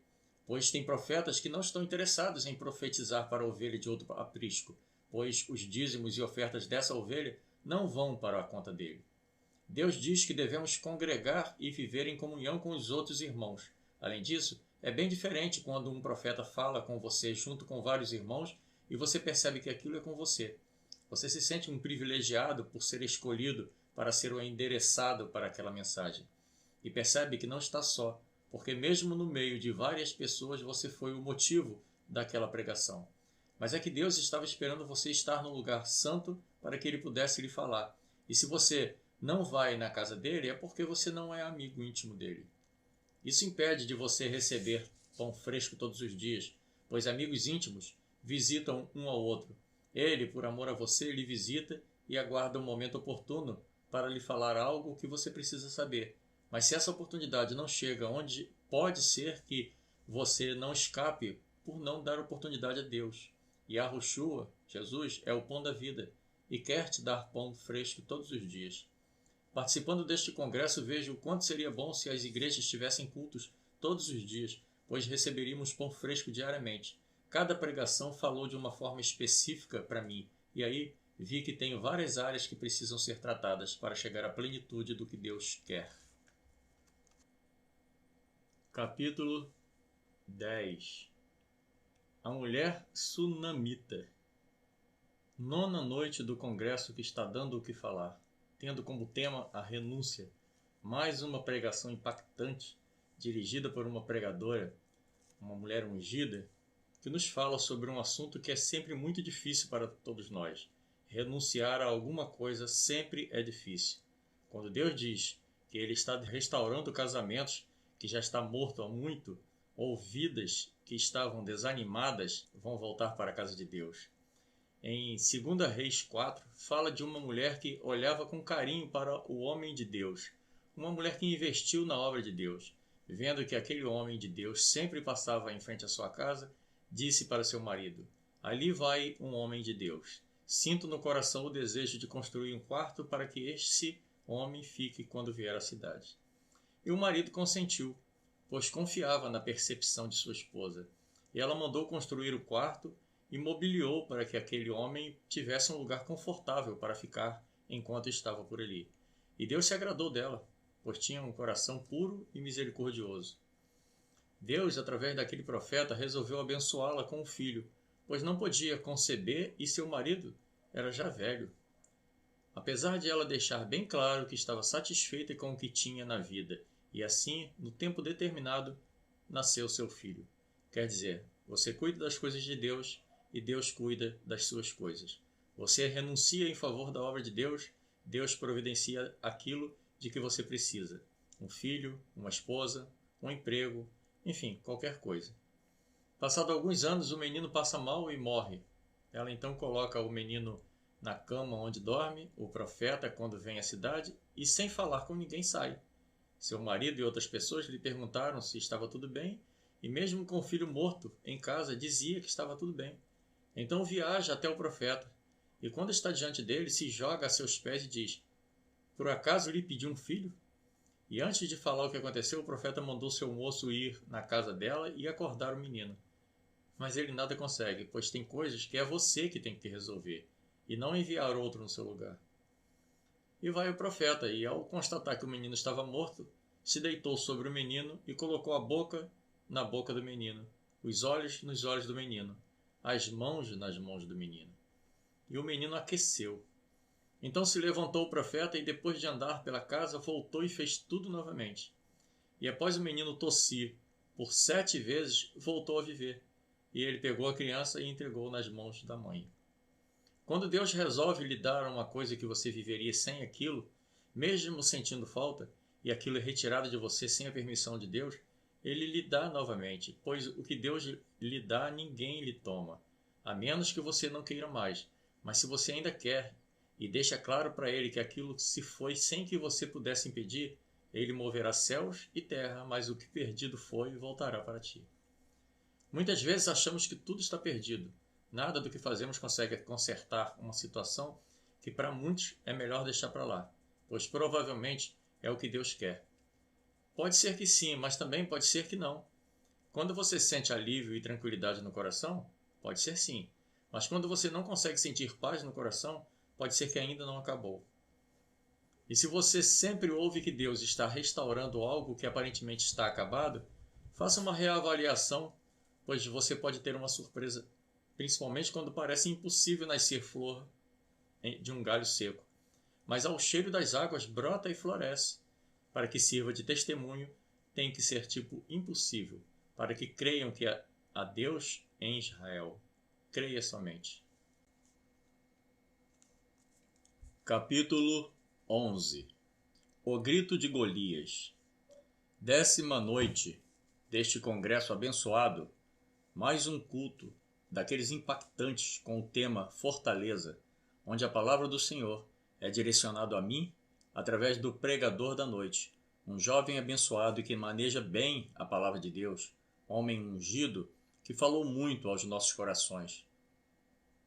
Quando cheguei ao culto, fui acometido de um grande medo, pois naquele momento me caiu a ficha de que meu primeiro livro ia ser realmente lançado, e com uma grande possibilidade de o lançamento ser aqui, na minha cidade, e possivelmente no salão da igreja, se o pastor assim o permitir. Então, o inimigo começou a gritar em meus ouvidos que seria um fracasso e que todos iam me julgar e me condenar, e os medos do fracasso me fizeram suar frio, e fui para a sala de intercessão, pois estava escalado para orar pelo culto. E quando lá cheguei, a primeira coisa que veio em minha boca foi que se era para eu ser humilhado mais uma vez, pois outras vezes já havia tentado outros projetos e fracassei, e não estava preparado para mais um fracasso, e se era para fracassar novamente, era para o Senhor tirar a minha vida, pois eu não teria coragem de continuar vivendo com o fracasso de mais esse projeto, e eu não queria viver como covarde, desistindo sem tentar. E quando cheguei no templo, o pregador estava falando sobre Golias estar gritando e colocando medo no povo de Israel, que cada vez que Golias gritava, Israel tremia de medo. E também falou que os gritos de Golias estavam impedindo Israel de produzir, e estava começando a cair de produção, pois todos estavam deixando os gritos de Golias influenciar no dia a dia do povo de Israel. Afinal, foram 40 dias de ameaças vindas através do gigante, e o povo provavelmente pensava: para que produzir se nós vamos ser escravos dos filisteus? E bateu um terror em todos. Quando Davi chegou e ouviu o gigante ameaçando os homens de Israel e percebeu que ninguém pensava em reagir, ele se indignou e falou que ele iria enfrentar aquele incircunciso que estava ameaçando o seu povo. Mas seu irmão se levantou para dissuadi-lo com ofensas, pois muitas vezes os de casa é que lhe impedem de crescer, o que lhe deu mais coragem ainda para vencer aquela batalha, pois não queria dar esse mole para seu irmão invejoso. Foi falar com o rei e Saul tentou fazê-lo desistir, dizendo que ele era muito jovem ainda e não era de guerra. E o gigante, além de ser gigante, era experiente em guerras. Mas isso não diminuiu a sua vontade de derrubar aquele imbecil descomunal. E insistiu com o rei que, mesmo não concordando, mas vendo a disposição do jovem, resolveu apoiá-lo.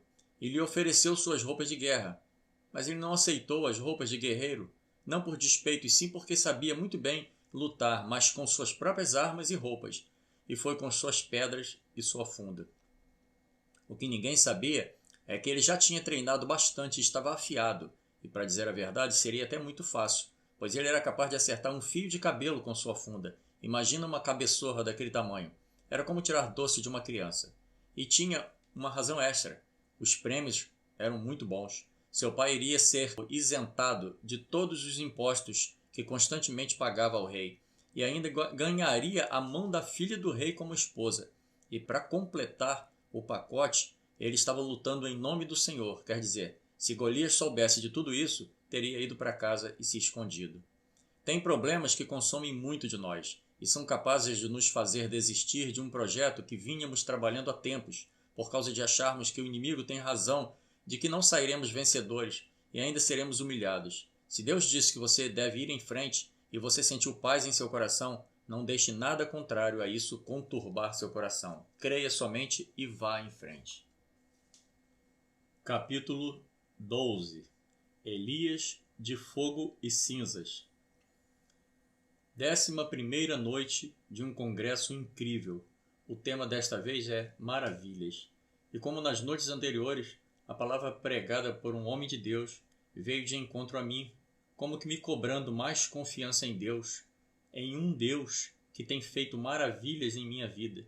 Mas assim como aconteceu com Elias, que mesmo sendo o homem de Deus que todos sabemos que foi, e fazendo as maravilhas que já tinha feito, como profetizar que não choveria por 3 anos e não choveu, e depois disto ser sustentado por corvos por vários dias, e a seguir fazer um punhado de farinha e um pouco azeite da despensa de uma viúva da cidade de Sarepta, que está no livro de 1 Reis, não acabar enquanto não chovesse sobre a terra, pois o estava alimentando, e ainda o filho daquela mulher que morreu e ele o levou para o andar de cima e clamou a Deus e o menino ressuscitou e o entregou à sua mãe, e depois de juntar todo o povo no Monte Carmelo e fazendo descer fogo do céu sobre o holocausto e derrotando os 400 de Baal, matando-os à espada, e novamente fazendo chover sobre a terra, segundo sua palavra, como foi dito ao rei Acabe, se deixou levar pela ameaça de uma mulher idólatra que não conhecia nada do seu Deus,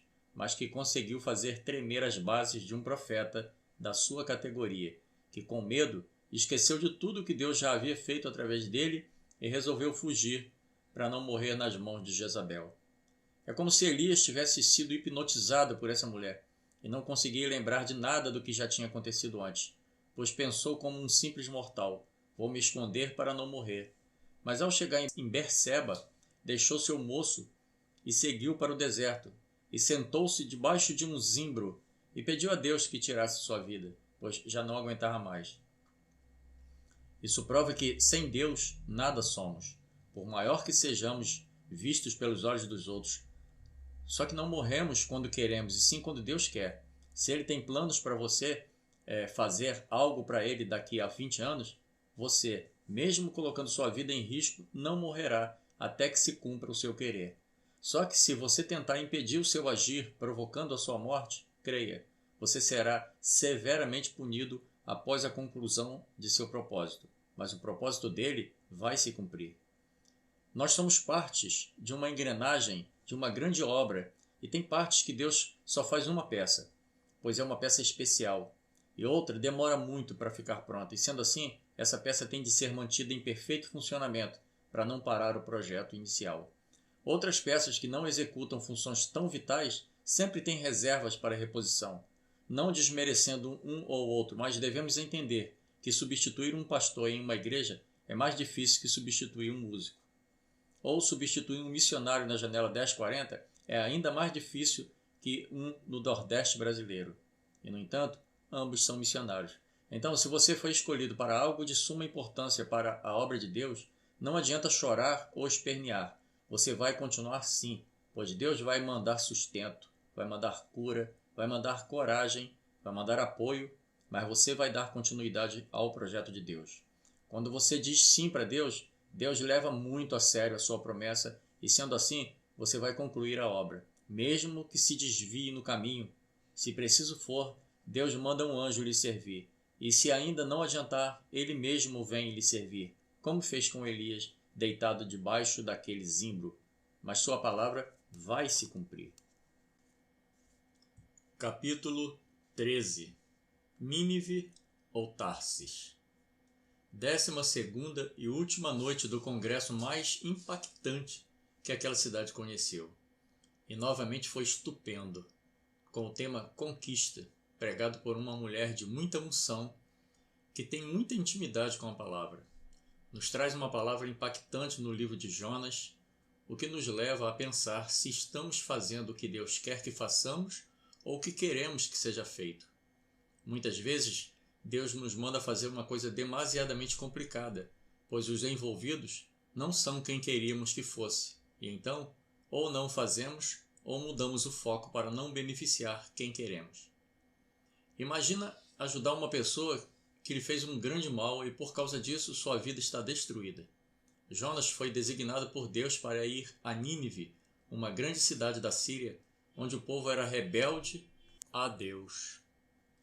Mesmo sabendo de sua existência, não obedeciam aos seus desígnios, e a função de Jonas era clamar contra a cidade que estava muito maliciosa, pois se não se arrependesse dos seus maus caminhos, Deus iria punir toda a cidade. Mas Jonas resolveu desobedecer, pois sabia que, se assim fizesse, o povo ia pedir perdão e Deus ia com certeza perdoá-los, pois sabia que Deus é longânime e tardio em se irar, e benevolente, e esse povo que ele não gostava iria ser salvo quando ele gostaria de vê-los destruído. Jonas então mudou o seu rumo e tentou ir o mais longe possível para não fazer o que Deus queria. Foi para Tarsis, uma cidade muito próspera, onde ele se misturaria com a população e Deus o deixaria por lá e chamaria outro para essa desagradável missão. Mas quando Deus decide uma coisa, nada o impede de concluir o planejado. E no caminho, Deus criou uma situação tal, de certa forma um tanto cômica, pois Jonas ia viver a mais impressionante aventura de sua vida e mesmo sem saber, iria sair vitorioso. Não por ser corajoso ou poderoso, e sim porque Deus estava se divertindo um pouco com ele antes de colocá-lo diante do que ele mandou fazer. E quando Deus já tinha se divertido bastante com aquele seu escolhido teimoso, mas muito inocente, pois só sendo inocente para enfrentar o próprio Deus, e assim Deus colocou-o diante da situação. E quando ele viu que não tinha outro jeito, resolveu brincar com Deus também. Vou falar o pior possível para esse povo. Vou avisar com bastante clareza que Deus lhe deu 40 dias para eles se arrependerem. E se isso não acontecer, o que é bastante provável, ele iria destruir toda a grande cidade deles. E eles vão odiar a Deus e aí Deus destrói todos. E ainda vou assistir tudo lá de cima, onde vejo toda a cidade. Armou uma barraca e esperou, e o sol esquentou, e nada acontecia com a cidade. Então, do nada, nasceu e cresceu em pouco tempo uma aboboreira, tão grande que o protegia do sol. E logo a seguir a aboboreira secou. Mais uma brincadeira de Deus. E morreu, e ele ficou muito triste por ter morrido um pé de planta. E Deus mostrou para ele que se ele pode se entristecer por um pé de planta que nasce e morre em poucos instantes, como ele poderia não sentir 120.000 pessoas sendo destruídas? Assim Deus faz conosco. Nos coloca em uma situação para pensarmos como ele. Se você quer se salvar, por que você impede que outros se salvem? Yahushua, Jesus, diz que devemos desejar aos outros aquilo que queremos para nós mesmos.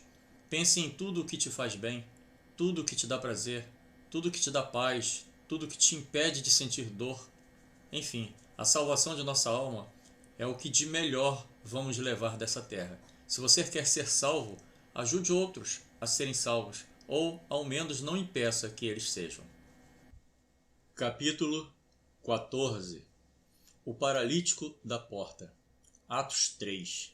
Primeira, segunda e terceira pessoa do culto. Uma pregação muito inteligente, administrada pelo pastor de nossa igreja, um homem de Deus, anjo de nossa igreja, nosso orientador para as coisas de Deus. Nesta noite, a palavra veio sobre ele com poder e muita unção. Quando Pedro e João estavam chegando à porta do templo chamada Formosa, já estava lá esperando o ladrão das ofertas da casa do Senhor, o paralítico, que neste caso é a primeira pessoa do culto. Ela comove o indivíduo que estava decidido a dar uma oferta na casa de Deus, mas ao chegar na porta do templo, vê o paralítico e pensa: se eu der esse dinheiro como esmola a esse paralítico, Deus vai me abençoar, pois estou fazendo uma boa ação ajudando um necessitado. Só que se a casa do Senhor tiver mantimento, vai poder ajudar o necessitado. Além de que tem uma outra coisa. Pede a Deus que o cure e leve-o para dentro da igreja e fale de salvação para ele. Assim como fez Pedro, que disse: não tenho nem ouro e nem prata, mas o que tenho te dou. Levante-se e ande em nome de Yahushua, Jesus. Mas só damos o que temos. Essa é a questão. Tem pessoas que só podem dar dinheiro, pois é a única coisa que tem. Pedro e João são a segunda pessoa do culto, pois repare que eles ainda não tinham entrado no templo e já tinham o que oferecer. Quer dizer, eles não foram ao templo buscar, eles foram oferecer. Isso quer dizer que devemos oferecer culto ao Senhor e não participar do culto que alguém está oferecendo a Deus. O pregador e o ministério de louvor está ali oferecendo o culto dele a Deus e ajudando você a oferecer seu culto através da mensagem que ele está lendo ou louvando. Você tem de chegar à igreja trazendo algo para oferecer a Deus e não pedir, pois você pode pedir em qualquer hora e lugar, mas é na igreja que você oferece o seu sacrifício. Em toda a história da igreja, o sacrifício é sempre oferecido no altar, e o altar está na igreja. Então, você tem de ir lá oferecer seu sacrifício, seu louvor e sua adoração. A terceira pessoa é aquele que deixa de dar sua oferta na casa de Deus e ajuda a sustentar uma família, ou dá uma esmola, ou ajuda um orfanato ou asilo. Fazendo isso, você não anula aquilo. Você tem que fazer as duas coisas. Mas ofertar a casa do Senhor é mandamento e tem de ser cumprido. Inclusive, gastar na cantina não ajuda a igreja. O que ajuda a igreja a manter a igreja são os dízimos e as ofertas alçadas. Vender coisas na igreja pode favorecer a união do povo, mas não ajuda a igreja, pois você deixa de ofertar para comer. Infelizmente, os crentes têm vício de ir à igreja nos dias de culto, principalmente nos domingos, pois acha que aceitou Yahushua, Jesus, para ir à igreja. Mas você aceitou Yahushua, Jesus, para salvar sua alma, e ir à igreja é para se santificar e aprender mais de Deus, além de levar seu sacrifício de adoração, suas ofertas e seu dízimo. Pensem nisso. Capítulo 15. O excelente louvor e suas razões. O Salmo 150 nos diz a quem devemos louvar, onde e por que devemos dedicar nosso louvor. Primeiramente nos diz que devemos louvar a Deus, não a um Deus qualquer, e sim ao Criador de todas as coisas. Em seguida nos diz que devemos louvá-lo no seu santuário e também no firmamento de seu poder. Isso significa que devemos louvá-lo a todo tempo e em todo lugar, pois tudo o que existe é para confirmar o seu poder. E também porque devemos louvá-lo, pois o louvor afasta o mal, deixando nosso coração pronto para receber as dádivas de Deus. Por isso, sempre se começa um culto com louvores e a Deus. Pois assim como aconteceu com Saul, que precisava de louvores cantados por um músico de excelência para afastar o maligno de seu espírito e deixá-lo com o coração em paz, assim somos nós. Depois de um louvor bem tocado e cantado, ficamos como quem sonha. Por isso, devemos nos preparar para dar o melhor louvor a Deus, para que o inimigo bata em retirada, deixando o lugar limpo para receber a palavra e ela encontrar abrigo. No livro aos Hebreus 13:15, diz que devemos oferecer a Ele, Deus, sacrifício de louvor, pois Ele se agrada disso. Pois o louvor normalmente é uma oração cantada. Por isso, devemos também dar uma atenção especial às letras, pois não podemos esquecer que é para Deus e não para homens. No Salmo 103:2 diz: Bendize, ó minha alma, ao Senhor, e não te esqueças de nenhum dos seus benefícios. Quer dizer, devemos ser gratos a Deus através de louvores. Temos de agradecer sempre por suas maravilhas em nossas vidas. O Salmo 65, de 1 a 3, diz o seguinte: A ti, ó Deus, é devido o louvor em Sião, e a ti se pagará o voto. Ó tu que ouves a minha oração, a ti toda a carne prevalecem as iniquidades contra mim, mas as nossas transgressões tu as perdoarás. Salmo 148 diz: Louvai-o todos os seres viventes, louvai todos os seus anjos, louvai os astros do firmamento, louvai a terra e seus habitantes, louvai todas as manifestações da natureza, louvai tanto reis como servos, principalmente dos seus santos, um povo que lhe é chegado. Nós que nos chamamos pelo seu nome temos de ser exemplo de adoradores. Salmo 21:13 diz que devemos louvá-lo porque ele é poderoso. Salmo 33:1-3 diz que devemos louvar bem, tocando com excelência como Davi fazia com sua harpa. Por isso não foi chamado qualquer um, e sim um que tocasse bem para afugentar o mal de Saul. Salmo 34, de 1 a 3 diz que devemos louvar em todo o tempo, mesmo nos dias maus, quando estamos sofrendo ou nos dias bons quando estamos felizes. Bendizei ao Senhor em todo tempo. Salmo 61, 8. Diz que devemos cantar louvores perpetuamente para pagar os nossos votos diários. Salmo 30, 11, 12 diz que louvor transforma desgosto em alegria. E finalmente no Salmo 107, 8, 9 diz o seguinte: deem-se graças ao bom Deus pela sua benignidade e pelas suas maravilhas para com os filhos dos homens, pois ele satisfaz a alma sedenta e enche de bens a alma faminta. Bem, com tudo isso, devemos observar a grande importância e responsabilidade que devemos dar ao louvor que dedicamos a Deus, pois muitas almas podem ser ganhas através de um louvor bem tocado e bem cantado, pois muitos abandonaram o louvor das igrejas para ganhar fama e dinheiro com sua voz quando começou a ser visto como um talento. Devemos nos manter antenados com a palavra para não ouvir a voz da carne aos chamados do mundo. Capítulo 16. Siga-o com entendimento. Os seguidores de Yahushua, Jesus, eram muito diversificados. Alguns o estavam seguindo por querer aprender, pois como tinha infinita sabedoria e transmitia tanta paz e entendimento, conseguia reunir uma multidão e falar de algo que a maioria não conseguia atinar. Esses eram os apóstolos, que foram escolhidos pelo próprio Yahushua.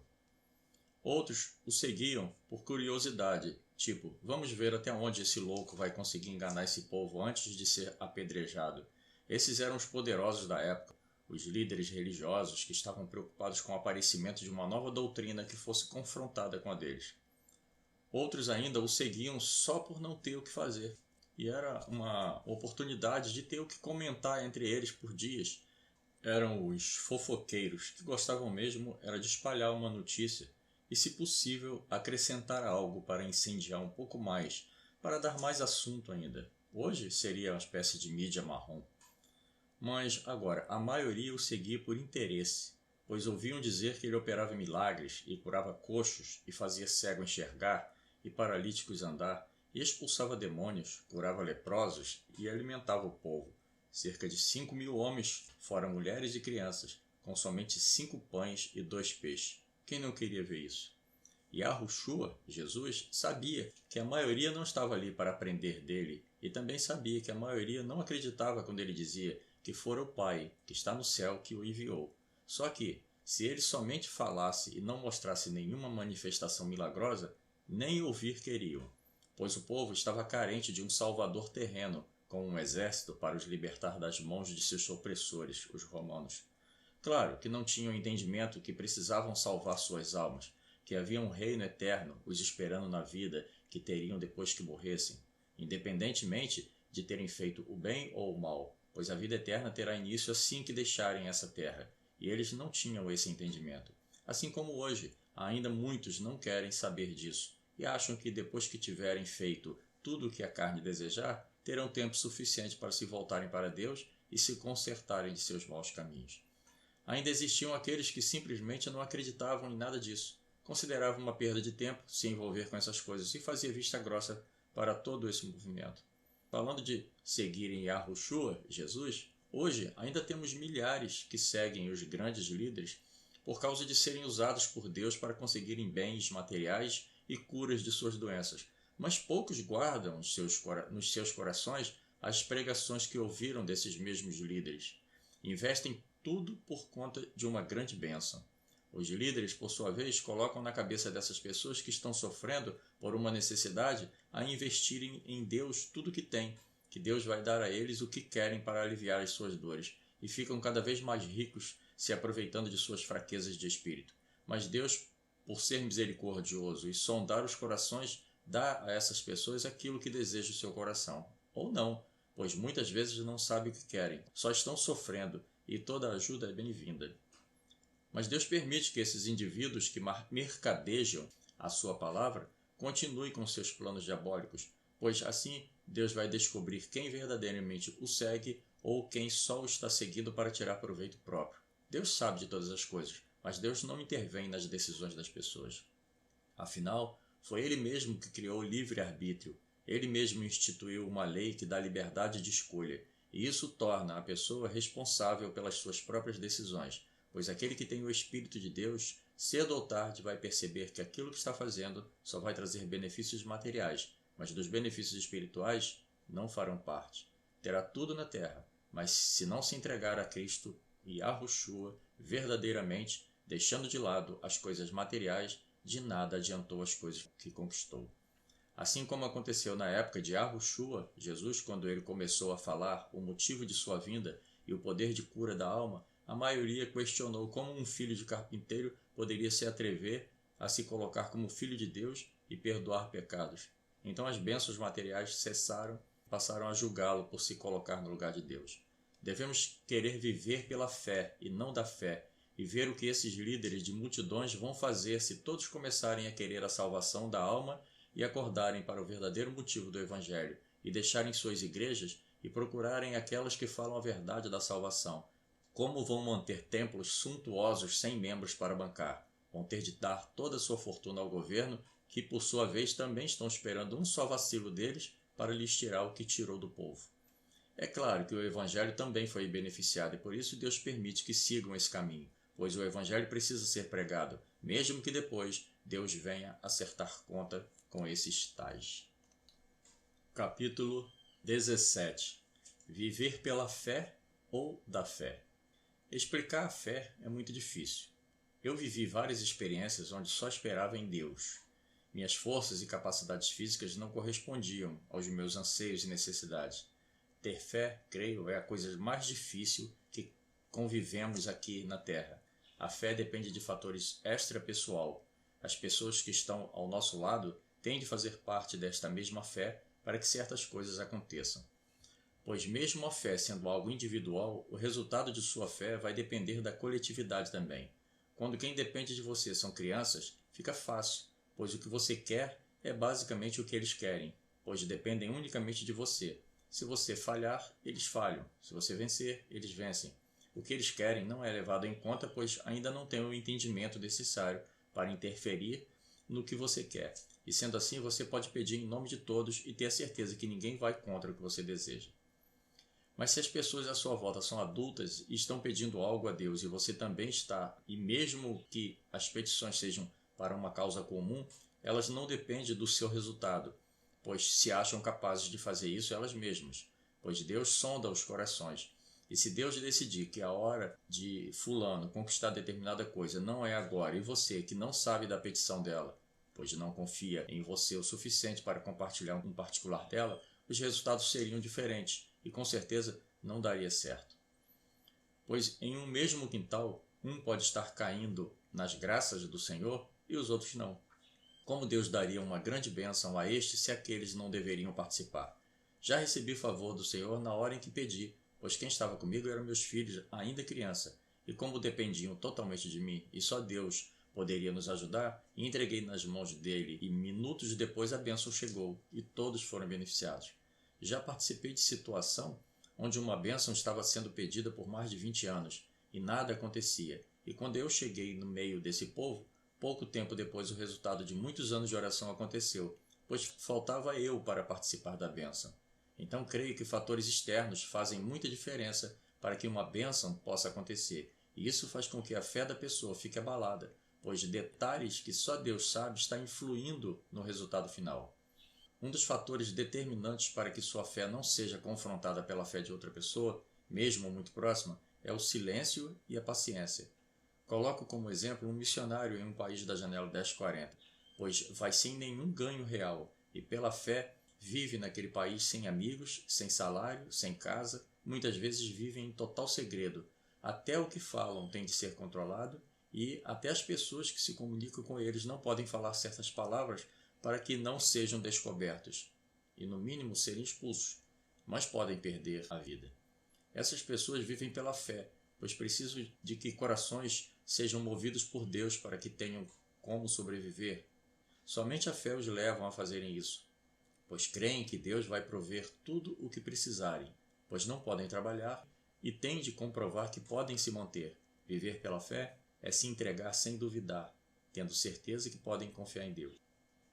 Tem um teste de confiança muito aplicado entre casais, em encontro de famílias, em que deixamos o corpo cair para trás, pois temos certeza que o outro vai nos amparar. Isso é confiança. Temos também como experiência que uma criança se joga para que a peguemos, pois sabe que vamos pegá-la. Isso é fé inocente. Mas a fé adulta é aquela em que não vemos, mas sabemos que vai dar o resultado esperado. Essa é mais difícil de ser colocada em prática, pois a dúvida nem sempre é em Deus, e sim em nós mesmos, que achamos que Deus pode não estar satisfeito com o nosso comportamento e simplesmente não nos daria algo sabendo que estamos agindo errado. Quer dizer, nossa culpa impede de confiarmos plenamente. Neste caso, colocamos no meio da fé as palavras "e se Deus não estiver satisfeito comigo, será que Ele vai me atender? É melhor eu resolver isso por minha conta e deixar Deus para lá. Afinal, Ele me deu capacidade de inteligência. Por via das dúvidas, é melhor não incomodá-lo com meus problemas. Ele tem coisas mais importantes para fazer. Um grave erro que pode causar uma grande frustração e acarretar um enfraquecimento na sua caminhada com Yahushua, o Cristo. Capítulo 18. As bodas de Caná. João 2, de 1 a 6. O casamento em Caná tinha como convidados Maria, mãe de Yahushua, Jesus, os seus discípulos e, claro, o próprio Yahushua. João diz em seu evangelho que foi ali que Yahushua, Jesus, iniciou seu ministério ao transformar água em vinho. A meu ver, isso prova o quanto valorizado é a família, pois Yahushua, Jesus, estava acompanhado por sua mãe e seus discípulos, e provavelmente seus irmãos, pois no verso 12 João fala que depois disso, Yahushua, Jesus, foi para Cafarnaum com seus irmãos inserido ao grupo. Mas, além de sua família e de outras famílias que ali estava se formando mais uma família. E era claro que o inimigo tinha que tentar sabotar a festa. Um erro de cálculo fez com que o vinho acabasse antes da hora, o que acarretaria um grande problema para a família. Maria sabia que isso era ruim para a família e provavelmente eram conhecidos dela, pois fora convidada. Então percebeu que aquela seria uma boa ocasião para Yahushua, Jesus, começar o seu ministério, e fez o comentário com seu filho a respeito de o vinho ter acabado. Mas Yahushua, Jesus, respondeu como quem não tem nada com isso, parecendo a princípio que tinha ficado chateado com a observação de sua mãe. Mas Maria sabia o que estava fazendo, e fala para os serventes da casa, o que prova que ela tinha uma certa liberdade na casa, que fizessem tudo o que Yahushua, Jesus, mandasse. O que deixa claro também que ela sabia que nada podia fazer, mas ele sim poderia. Então, ele, como quem não está nem aí, manda encher de água os cântaros e levar para o mestre-sala provar. E provando, o mesmo constatou um fato interessante. O vinho que tinha ficado para o final era melhor que o do início da festa. Nem sabia ele que o vinho havia acabado e que ele estava provando água. Os serventes atônitos não entendiam como a água que eles colocaram no cântaro tinha se tornado um vinho e de ótima qualidade. Maria estava feliz, pois o ministério de seu filho estava se iniciando, com uma participação de suma importância dela, e tinha de começar com uma festa em família, pois assim deve ser. Uma família deve ter sempre como convidado de honra o Senhor Yahushua, Jesus, pois nada vai faltar com ele dentro da família. Se você deixar Yahushua, Jesus, de fora de seu casamento, com certeza vai faltar sempre tudo e também não vai resistir ao dia mau, pois o inimigo tem muita raiva das famílias, pois o Evangelho só resistiu até aqui por causa das famílias que têm procurado no Evangelho de Cristo paz e segurança para os seus. Evitando que filhos se percam e famílias não sejam formadas, e se dermos uma só oportunidade ao maligno, ele aproveitará muito bem essa chance e vai destruir sua família, e família é constituída de homem e mulher.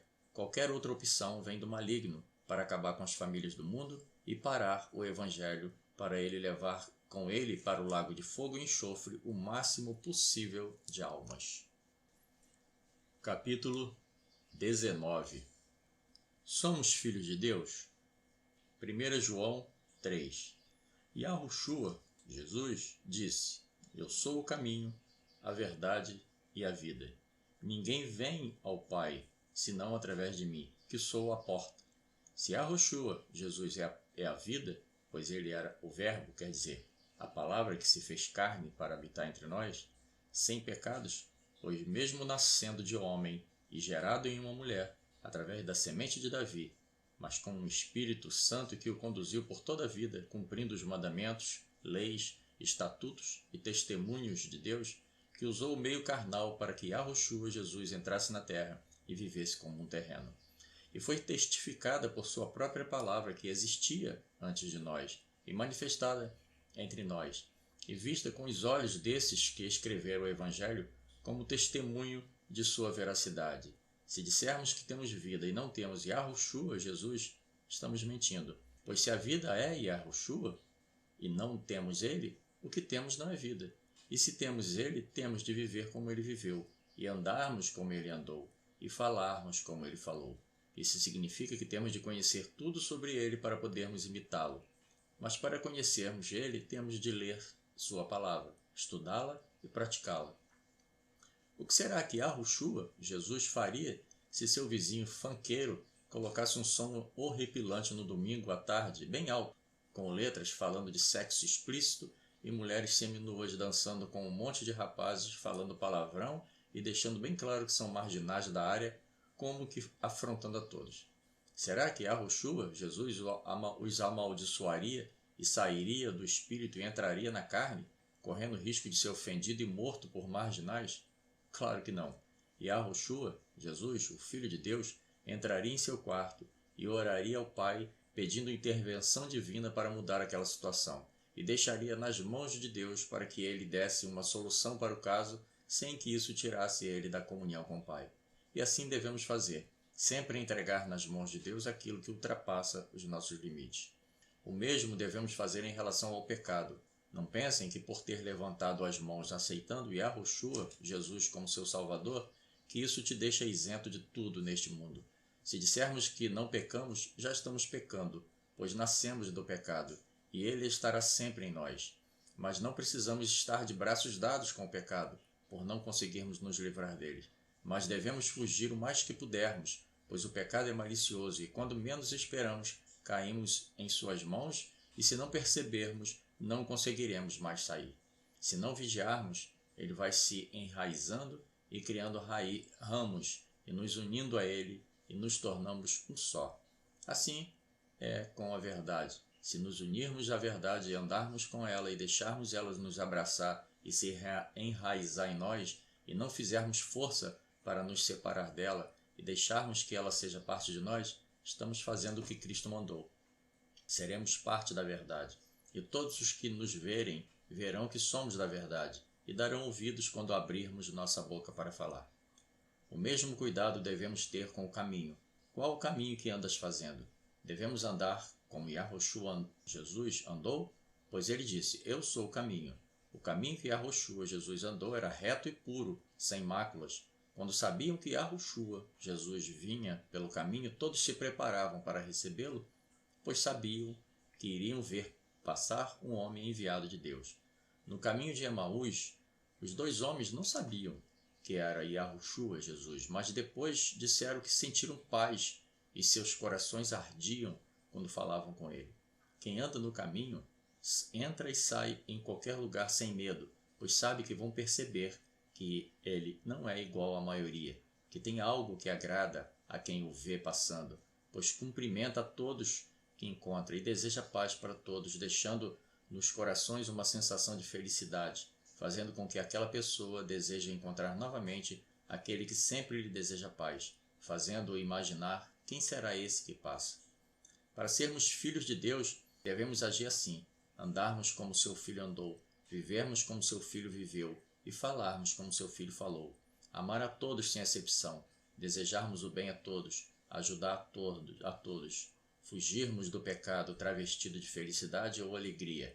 E Yahushua, Jesus, na hora em que uma multidão queria apedrejar uma pecadora, ele disse, ele não ficou do lado dos justiceiros e nem do lado dela, senão estaria apoiando o que ela fez, mas procurou mostrar para aquelas pessoas que assim como aquela mulher errou, todos ali já tinham errado antes, só que ninguém sabia, por isso não foram punidos. E assim é conosco.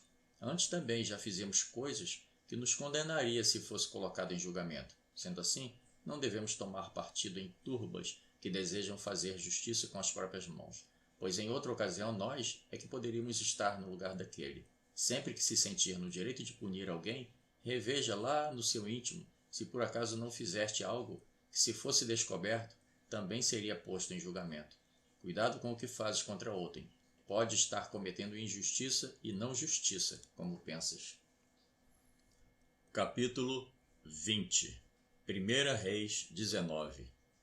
Que fazes aqui? Muitas vezes vamos para a igreja por hábito, pois domingo é dia de ir para a igreja. Outras vezes vamos fazer companhia a alguém. Outras ainda porque fomos convidados e a pessoa que nos convidou é muito legal e não vamos decepcioná-la. Ainda vamos porque estamos sofrendo muito e de repente Deus tem misericórdia de nós e nos dá conforto. Vamos ainda porque temos uma petição importante e se pedirmos com fé e na igreja, Deus nos atende. Pois então, motivos não faltam para irmos ou deixarmos de ir à igreja. Mas se Deus te perguntar lá na igreja o que fazes aqui, o que responderia? Quando Deus perguntou isso a Elias, ele respondeu que estava escondido, pois todos os seus companheiros haviam sido mortos e ficou só ele. Coisa de covarde, pois ele acabara de matar 400 sacerdotes de Baal e ainda tinha sido personagem de um evento divino, onde depois de um dia inteiro de encenação dos profetas de Baal, ele clamou a Deus e seu holocausto foi consumido por um fogo celestial vindo do céu. E também havia desmascarado aqueles falsos profetas, e todo o povo foi com ele. E após ser ameaçado por uma mulher idólatra, ficou com medo e foi se esconder no deserto. E ainda lá foi alimentado por um anjo e depois pelo próprio Deus. E andou 40 dias e 40 noites até ali. E agora vinha com essas churumelas. Depois de Deus ter mandado alguns sinais como vento impetuoso, terremoto e fogo, e falou com ele através de uma brisa. Mesmo com todas essas evidências de que Deus era com ele, ainda temeu ao homem. Imagina nós, homens de pequena fé, quando Deus pergunta o que viemos fazer aqui na sua igreja, vamos dizer o quê? Pode ser que o que fomos fazer lá não seja o motivo certo.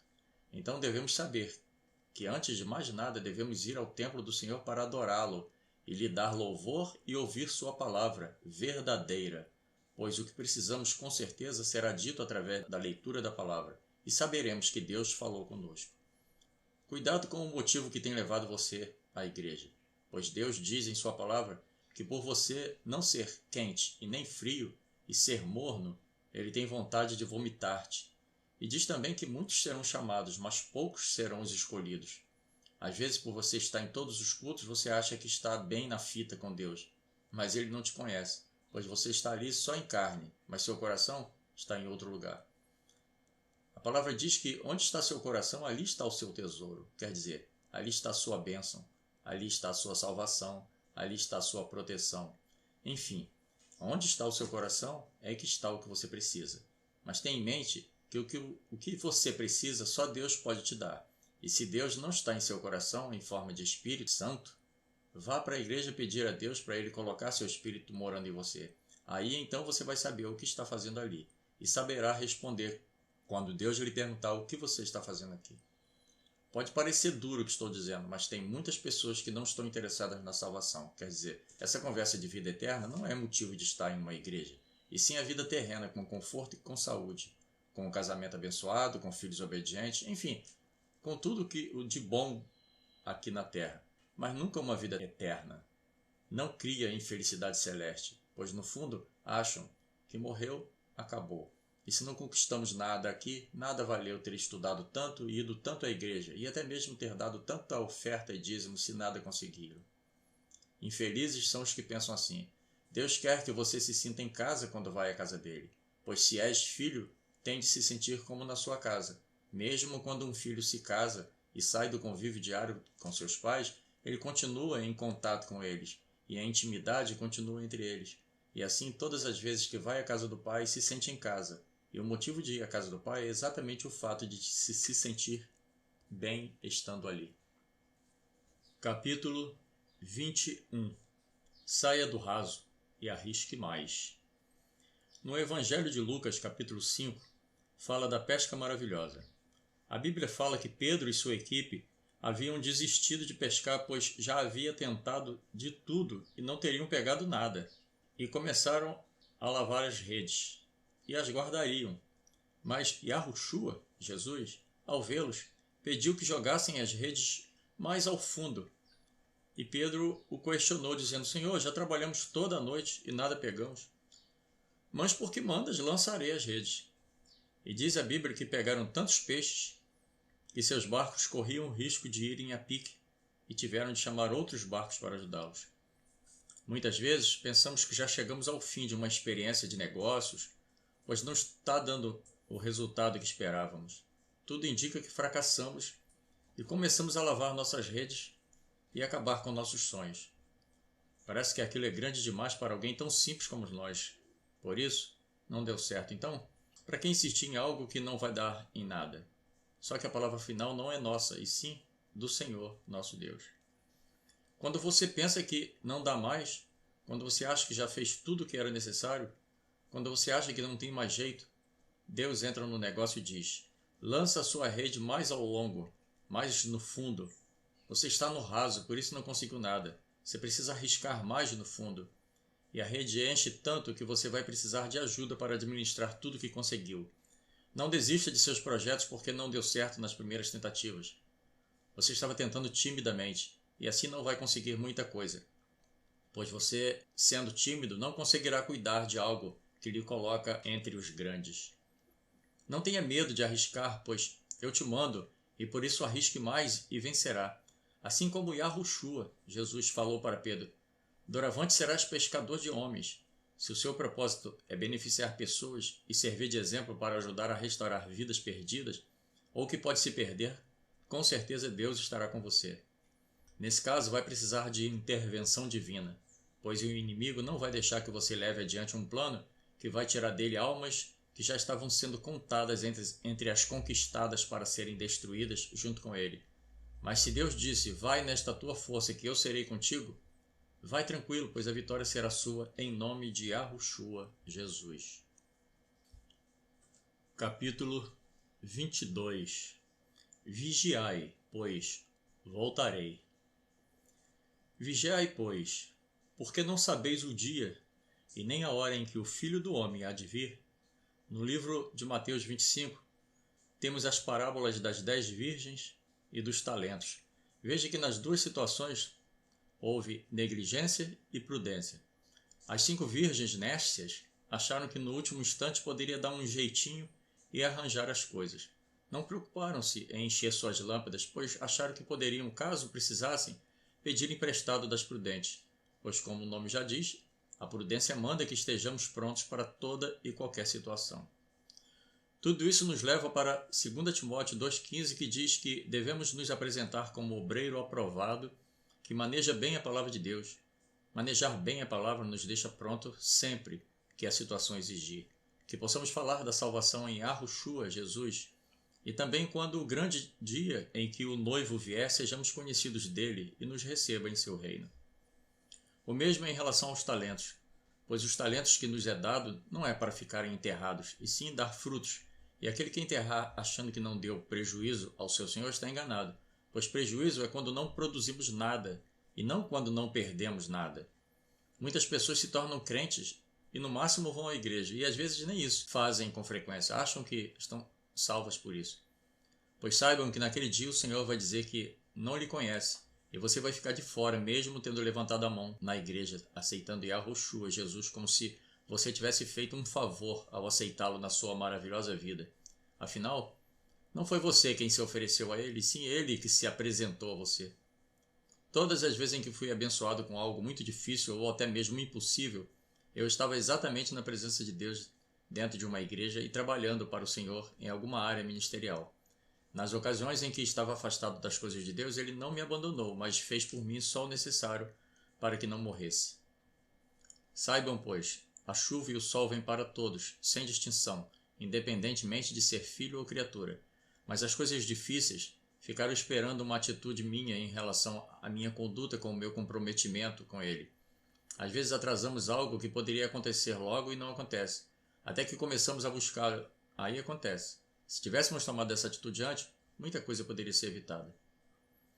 Na primeira epístola de João é dito que o anticristo é, na verdade, todo aquele que impede o crescimento ou o avanço do evangelho. E muitos vivem tentando encontrar alguma pista de quem é o anticristo, quando na verdade pode ser você. Pois se você não ajuda, você está impedindo que o evangelho avance e está automaticamente ajudando o maligno na tarefa de impedir que outros conheçam o evangelho. Portanto, você é um anticristo. Essa epístola fala do amor com que devemos fazer a obra de Cristo aqui na terra. Para isso é que fomos feitos filhos de Deus e deixamos de ser mera criatura, pois sendo filho com certeza terá prazer em trabalhar ao lado do Pai, e como sendo filho passa a conhecer os segredos do Pai, e com certeza tem o que falar a respeito do Pai, e se não fala, passa a ser egoísta e enterra o talento que lhe foi dado. E na mesma proporção nega o Pai, e por conseguinte nega também o Filho, pois ele mesmo diz que aquele que vê o Pai vê o Filho. E se você diz que ama a Deus e não faz o que o seu Filho manda, o está negando. E ele também diz que aquele que o nega também será negado por seu Pai. Portanto, crentes, não aceitem Yahushua, Jesus, por emocionalismo, pois aceitar a ele é muito mais do que isso. E líderes de crentes, deixa sempre bem claro os deveres de quem aceita Yahushua, Jesus, como Senhor de suas vidas. Pois se vai ter um Senhor, passa a ser servo, e servo serve. Pois as pessoas pensam que depois de aceitarem Yahushua, Jesus, suas vidas vão ser uma maravilha. Mas Yahushua, Jesus, não oferece nada material e sim espiritual. Mas se você fizer o que ele lhe manda fazer, ele mesmo diz que nada lhe faltará. Ele lhe protegerá de toda a maldade do mundo e lhe dará vida eterna quando esta acabar. Não se deixe enganar, pois tem muitos falsos líderes enganando a muitos que, assim como no passado, quando Yahushua, Jesus, vivia no mundo, muitos o procuravam para obter coisas e não para serem salvos. E mesmo assim, Yahushua, Jesus, dava o que eles queriam. Em Apocalipse fala das recompensas que teremos ao vencer. Capítulo 23. O Vale de Ossos Secos. Ezequiel 37. Parece que o fim chegou, mas Deus manda te dizer que é apenas o começo de uma outra história, ainda mais interessante que a que terminou. Pegue seu projeto e dê vida a ele. Muitas vezes não deixamos Deus ser Deus na nossa vida. Fazemos tudo o que achamos que deveríamos fazer, mas primeiramente fazemos com as nossas forças e com a nossa sabedoria. Não consultamos a Deus, ou se consultamos, entendemos de acordo com nossas necessidades. Aí o resultado não vem, ou vem diferente daquilo que queremos. Então, procuramos entender o que fizemos de errado, e ainda achando que como expomos a Deus as nossas ideias, teria de dar certo. E se não deu, é porque Deus não ouviu, ou se ouviu, não deu muita importância. Quer dizer, achamos um culpado, Deus. Agora me diga, como está a sua vida com esse mesmo Deus que você pede para te ajudar? Às vezes nossos pais não nos dão alguma coisa que precisamos e nos diz, quando você aprender a obedecer, pode me pedir que lhe darei. Mas levando a vida como você está levando, não terá nada de mim. Ainda diz, você come e bebe às minhas custas, e só aceito porque, bem ou mal, você é meu filho, pois eu o gerei. Por isso tenho a obrigação de lhe dar o básico.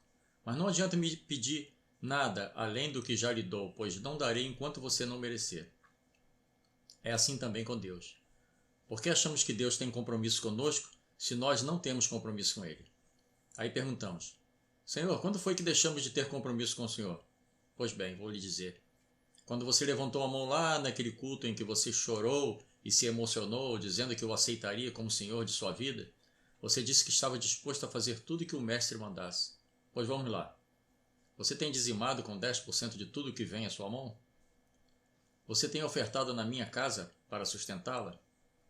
Você tem colocado seus joelhos no chão para orar pelos necessitados? Você tem ajudado o pessoal do evangelismo a levar o meu nome a todos os corações? Você tem ao menos frequentado a casa de oração, que é a minha casa? Você tem refreado sua língua e não falado mal das pessoas? Você tem estudado a minha palavra para estar pronto para falar sobre mim? Enfim, você tem procurado ser realmente um servo, um cristão, um homem ou mulher de Deus? Pois então, pense nisso, antes de colocar seu joelho no chão para me pedir alguma coisa, e lembre-se, se acaso eu lhe der, ou lhe atender, não é pelos seus méritos, e sim porque eu assim o quero. No livro de Mateus 7,7 diz: Pedi e dar-se-vos-á, buscai e encontrareis, batei e abrir-se-vos-á. Mas isso será feito se você estiver disposto a fazer o que lhe mando.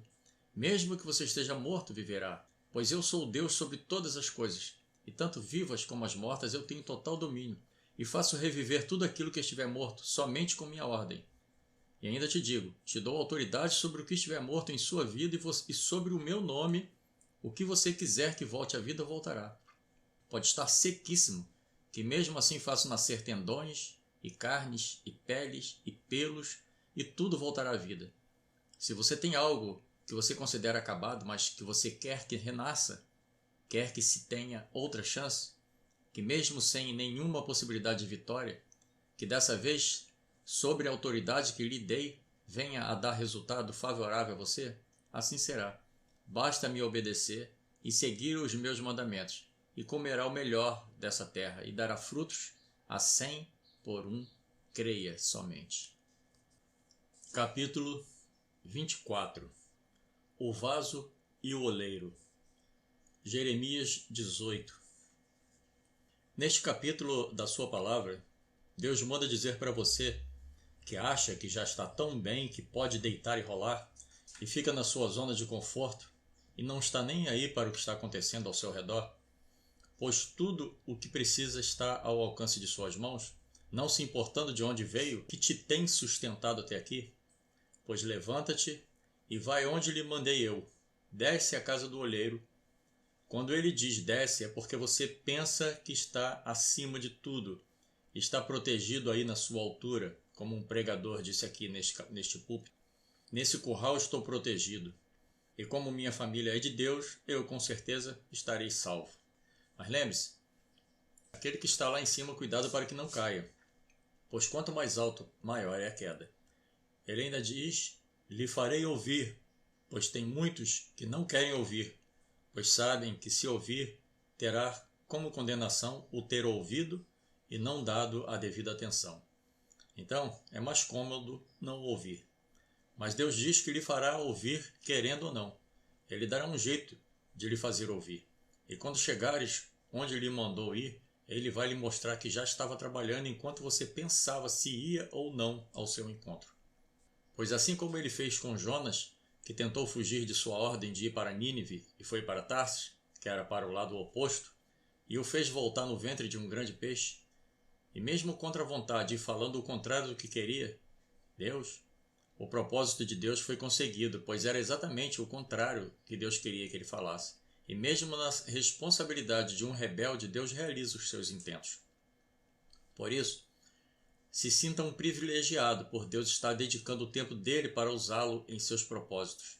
Pois quando Deus desistir de você, você só servirá para virar cacos que serão pisados, pois é a única utilidade para cacos. Pois enquanto ele está interessado em consertá-lo, você ainda tem chances. Mas quando ele considerar que você vai ser caco, seu fim chegou. Quando ele lhe manda descer à casa do olheiro, pois quer lhe mostrar o que o olheiro está fazendo, vai, pois você é um privilegiado, pois poucos são os que veem o olheiro trabalhar. E perceba que ao chegar lá, ele mesmo está trabalhando no vaso, e não dependeu de você para fazer esse trabalho, pois seu trabalho consiste em levar o vaso até a casa do olheiro. O resto é com o olheiro. Ele deixou você ver que o vaso se quebrou em suas mãos, pois na verdade ele usou aquele vaso que está ressecado e sem forma. Pois quando você leva um vaso até a casa do olheiro, o olheiro começa um trabalho nesse vaso. E se o vaso está muito sujo ou mal construído, ele espreme e tira toda a lama que está em seu interior e aperta para sair o que fica entre as entranhas. Algumas pessoas já fizeram lavagem intestinal, sabe o que estou falando, e é assim entre as dobras do intestino fica ainda muitos excrementos de imundícias. E se após tudo isso ele ainda pisa o vaso, e se o vaso quebrar, ele simplesmente faz outro vaso.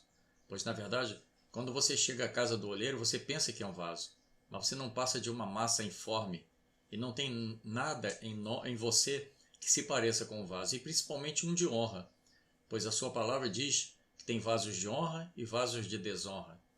E você vai ter de passar por um processo de reconstrução que às vezes pode ser de alguns dias ou de muitos anos para começar a ser um vaso do tipo que ele quer que seja.